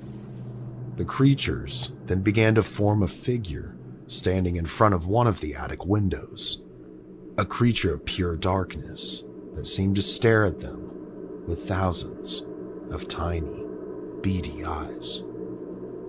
The crew, which consisted of 2 men and a woman, ran for their lives, descending the attic stairs as quickly as possible, leaving behind anything and everything that they had brought with them that wasn't located on their person and out of the home for good. All of these stories and experiences have led many to believe that the Belair House is some kind of magnet for paranormal activity, a magnet or a host to a portal for spirits, whether that portal was opened by the tragedy that took place within the mind that once existed below its foundation, or one that was opened due to seances being conducted within the house on multiple occasions. But over the years, many different entities have been documented, from what appear to be human ghosts to perhaps something more sinister. One such entity goes by the name of Emily Davis. It is believed that Emily Davis was a child that drowned in the Ohio River that flows right by the home. Her room is allegedly the same room that Kristen's son Nicholas once stayed in. And besides the basement, it also seems to be a hotspot for paranormal activity. Through various investigations, once contact has been made and trust seems to be gained, people are often attacked, which have led many to believe that Emily isn't a child at all, but a demon. Perhaps it could be the same demonic creature that frightened Nicholas so bad that he moved out of the home, as previously mentioned. Many investigators also have claimed to have some activity follow them home, and even haunt their dreams, as if the house or the beings within the house are calling out to them to come back for one reason or another. Although many questions may never be answered surrounding the Belair House, one thing is for certain. It continues to be considered one of the most haunted places in America, if not the world. It also continues to serve as a place of study for those wanting to investigate the supernatural forces that dwell within its walls. But if you find yourself being drawn to the old Victorian, just know that if you're not careful, you too could find yourself being made a part of its history, whether you like it or not. Over the years, I've covered a wide array of mysteries, from the Mothman to UFOs, conspiracies to cold cases. And one topic that seemed to resonate more with all of you, and one that I've always found fascinating, is hauntings. Whether that's haunted places, haunted people, or experiences that people have had that they would consider paranormal in nature. So today, I'm trying something new. And don't worry, this is adding content here on Mystery Archives, so there will still be episodes of The Untold Story for you to enjoy. Those just take a good chunk of time to produce. So, in between those episodes, I'd really like to share stories from you guys, the community, to bring awareness that these kinds of experiences really do happen. And having grown up in a haunted home myself, I know that oftentimes people are hesitant to share their stories for fear of ridicule or for fear of whatever they've experienced flaring up again and reigniting their personal nightmare. This platform will hopefully give their stories justice, have them heard, and give you a glimpse into what people like yourselves have experienced. These are your paranormal encounters. When a young family encounters the devil in the flesh, told from the perspective of a young girl, this terrifying tale will have you questioning just what could be happening across the street from you, next door, or even in your very own home. I was almost 7 when these events took place, and I'll be 40 later this year. I lived in the Glendale Apartments in Rock Hill, South Carolina. My baby brother at the time wasn't quite even a year old. Now, my mom was young when she had me at 17, and my stepdad Keith was exactly 2 months to the day older than her. My mom has been gone for 14 years now, but I still remember this day like it was yesterday. We had left to get dinner that night, and by the time we had gotten back, Keith was passed out in the front seat of his little hatchback Mustang in the parking lot. This was the first of 2 that would find themselves wrapped around trees in my town.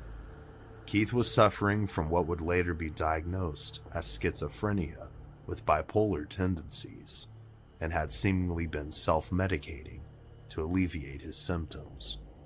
Since he was asleep, my mom urged me not to wake him, as I helped her get my infant brother at the time out of the car and into our apartment.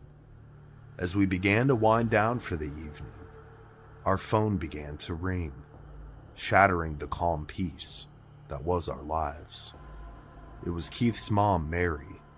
She lived on the other side of the complex, which mostly housed old people and people with disabilities. She sounded panicked, screaming that something was happening in her apartment and that she needed help immediately.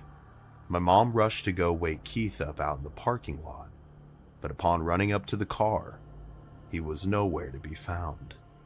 She rushed back into our apartment, saying that she couldn't find Keith, when he suddenly appeared in the hallway, and neither of us had seen him come into the apartment. He seemed completely out of it and was terrified, saying that something was taking him over and that he couldn't control himself. I saw his eyes. They were black. My mother didn't have time to deal with or process his antics and gathered us to walk to his mother's apartment in the meantime. As we rushed over there as fast as we could, I remember getting a skin-crawling feeling every time Keith looked at me, like it was something completely foreign to this world, peering into my soul. We arrived and were quickly let into Mary's apartment.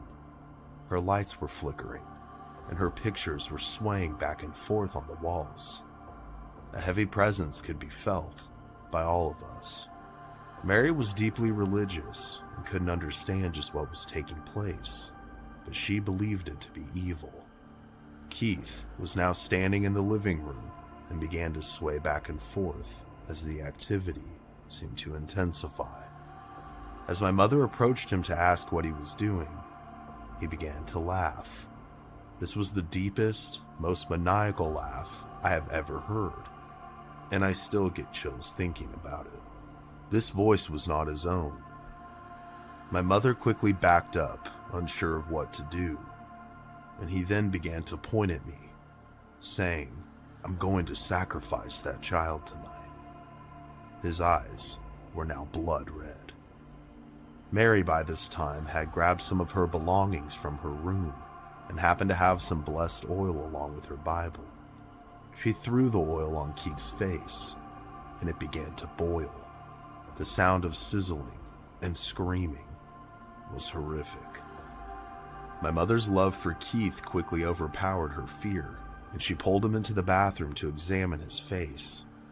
She was freaking out, to say the least, partially because of how unbelievable the circumstances were, and just how badly he was burnt on his face. His eyes at this point were rolled into the back of his head. Then suddenly, without warning, he rushed my mom and pinned her against the wall. His younger sister Nikki and his mother quickly rushed in to help free her, with Mary dumping more oil on him. Each time, his skin literally sizzled where it landed. This fortunately worked.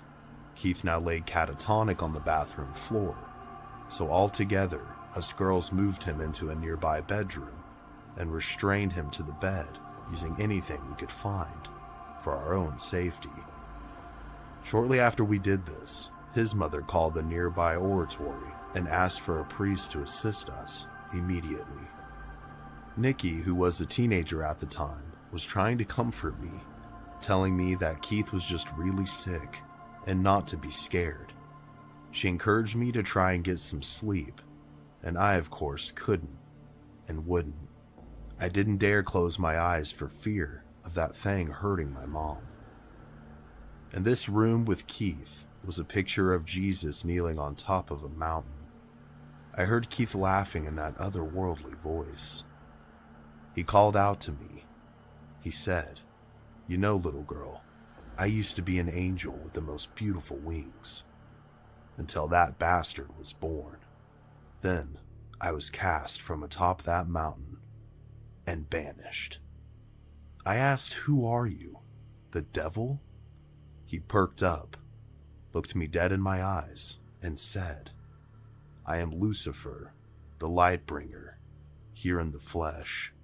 I'm not only taking Keith with me, but all of you as well. Now, untie me." I ran hysterically to my mother, who was having a cigarette to calm her nerves. She ran into the room to comfort him. When he said, "Do you want to see proof?" and against her will, my mother then extinguished the cigarette into his arm, with Keith exclaiming, "It feels so good. You'll have to adjust to the searing flames, but in due time, you too will call it home." She then rushed out of the room and closed the door. We waited with bated breath for the priest to arrive, when shortly after 3 a.m., there was a knock on the door. Thank God, it was him. For the next several hours, they attempted to cast this thing out of Keith. Probably for the best, they kept me in the living room, away from the demonic terror that was inhabiting his body. But my God, the smells that wafted throughout the complex, like putrid meat and sulfur. I soon also heard moaning and growling from dogs that didn't exist. There was a strange fog that had enveloped the apartment itself, and a strange flickering light that now emanated from the room where the exorcism was taking place. I began to close my eyes and pray to God harder than I had ever prayed before, wanting and wishing for all of it to end. When suddenly, it did. Keith had seemingly been freed of these spiritual shackles, and although I was terrified, I was more than wanting to finally get some sleep. So after the priest departed and all seemed fine, we slowly made our way back home through the damp, misty morning that was now upon us. Upon arriving home and heading inside, we all began to make our way to our bedrooms to try and sleep. I found myself in my bed, comfy, and finally about to rest, when I felt my bed shake. I quickly opened my eyes to find my bed off the floor, and my bedpost balls screwed off, each one in the corner of each post, floating there. I screamed harder than I've ever screamed before, alerting my mother, who rushed to save me. Upon her running in, my bed suddenly slammed to the ground, and my bedpost balls all fell to the floor. The events of that night and the following morning can never be forgotten by me and my family. For the next year and a half, we dealt with similar smells wafting throughout our apartment, unseen snarls and growls, and a feeling of anxiety, as if our every move was being watched. But thank God, it all eventually faded. I had since asked Keith how he came to be in that state, but I could never really get a clear answer. He often drank moonshine and was in a bad state mentally and spiritually at the time. Perhaps this weakened him enough to let something in, somehow. I have since moved on from that place, but heard something very interesting that I'd also like to share in regards to it. This was the apartment we lived in, and a young boy mysteriously passed away within it not too long ago. The details of the case are hard to find, but I believe he was about as old as I was when everything had taken place to us. There has also been multiple shootings, stabbings, and murders that have taken place near and in the complex itself. It seems like whatever possessed Keith and stalked us maybe never truly left. I'm glad to share my story with all of you, and I just want you to know that these things are very real. The paranormal is real. And please, do not meddle with it, because you just don't know what you could be inviting in. This energy, this evil, wanted my soul, and it seems like it may have taken multiple lives in pursuit of whatever nefarious things it wanted. Leia. I would like to thank Leia for submitting this chilling story of an exorcism that took place to her stepfather when she was a child. The entire situation must have been terrifying to endure, to say the least, and I commend her for being willing to share this with us and warn others that these things are very real indeed. I also believe it's important to bring awareness to these kinds of topics for a number of reasons. I am curious just how Keith became possessed, however, and if it was truly by Lucifer himself, or something pretending to be him. All around, a terrifying tale from Leia.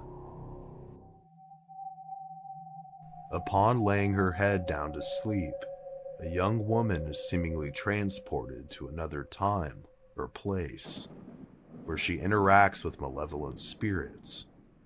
This one may just make you wonder if the very same has ever happened to you.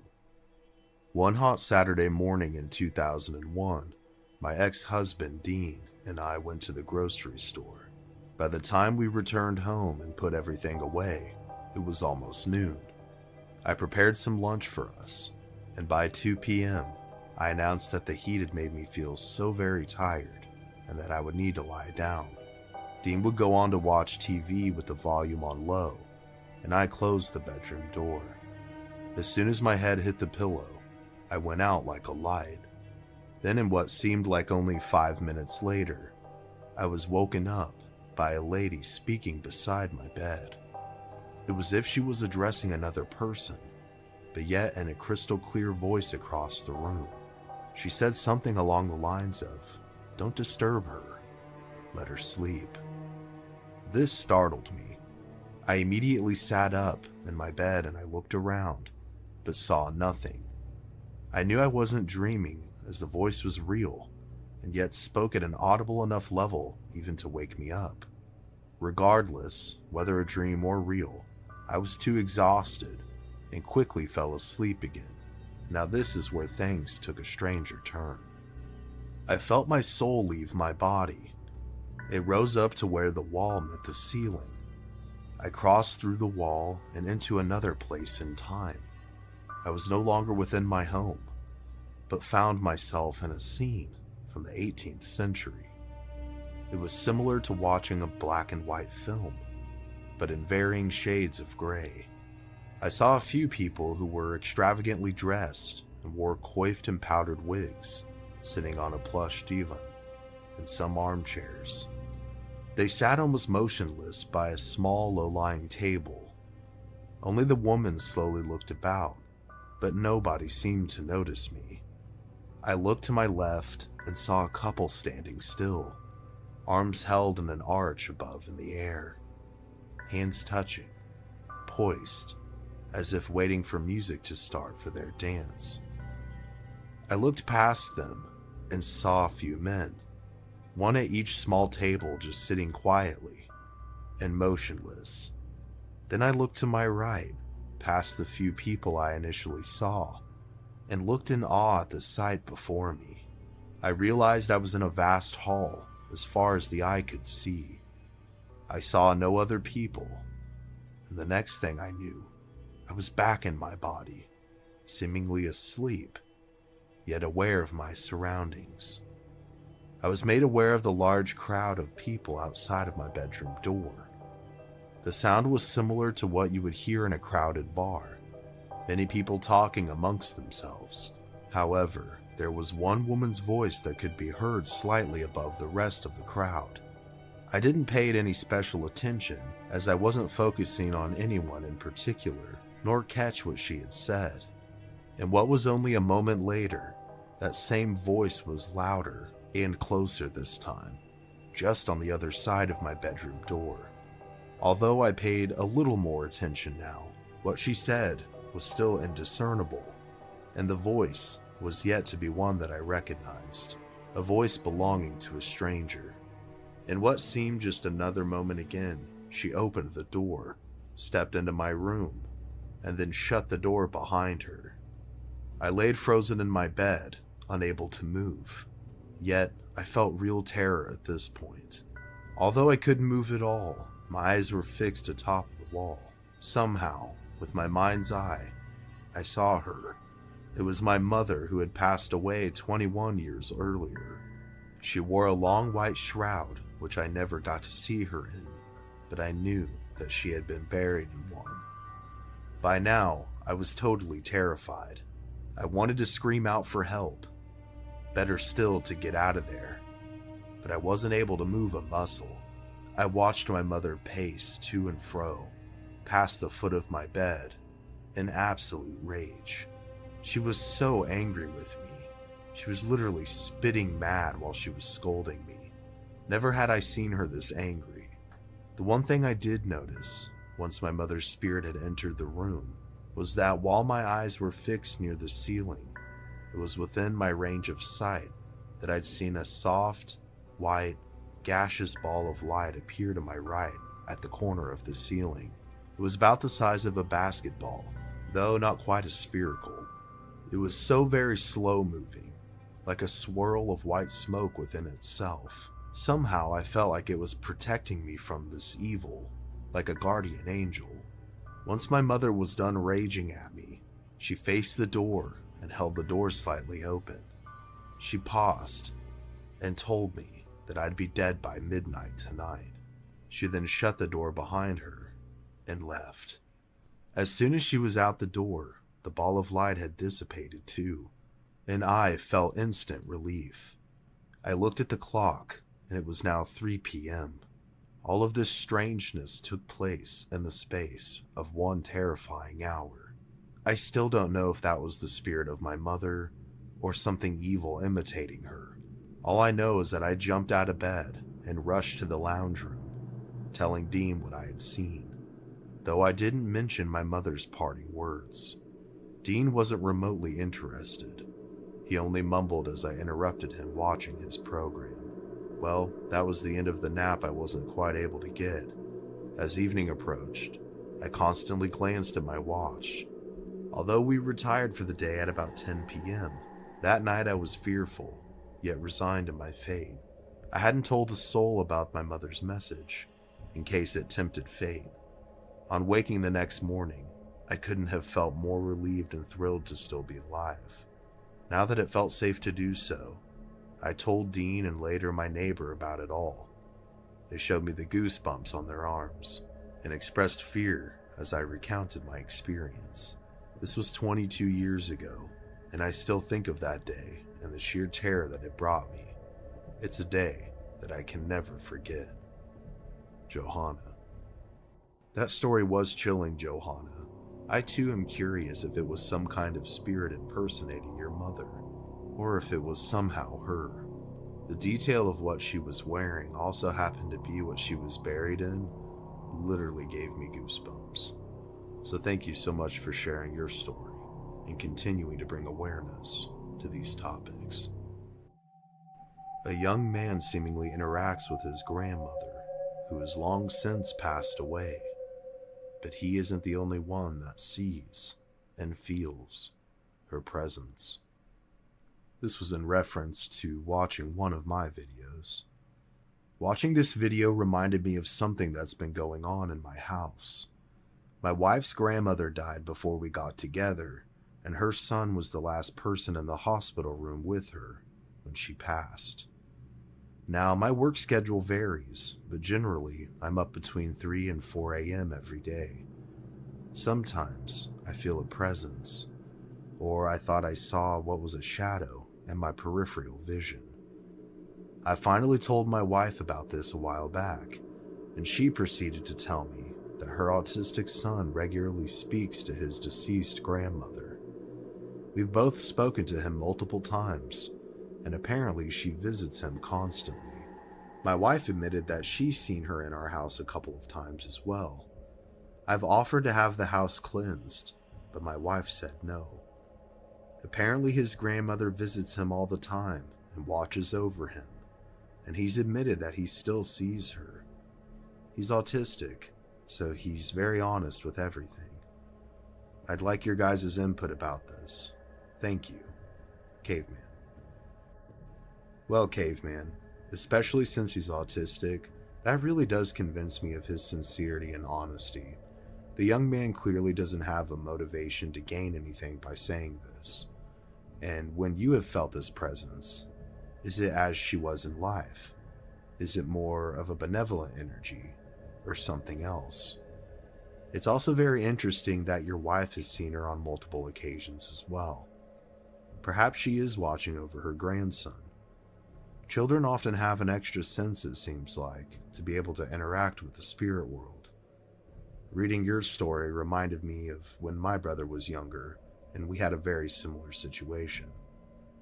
My mom's father, Paul, had passed away in their family home in 2002, when my brother was just 2 years old.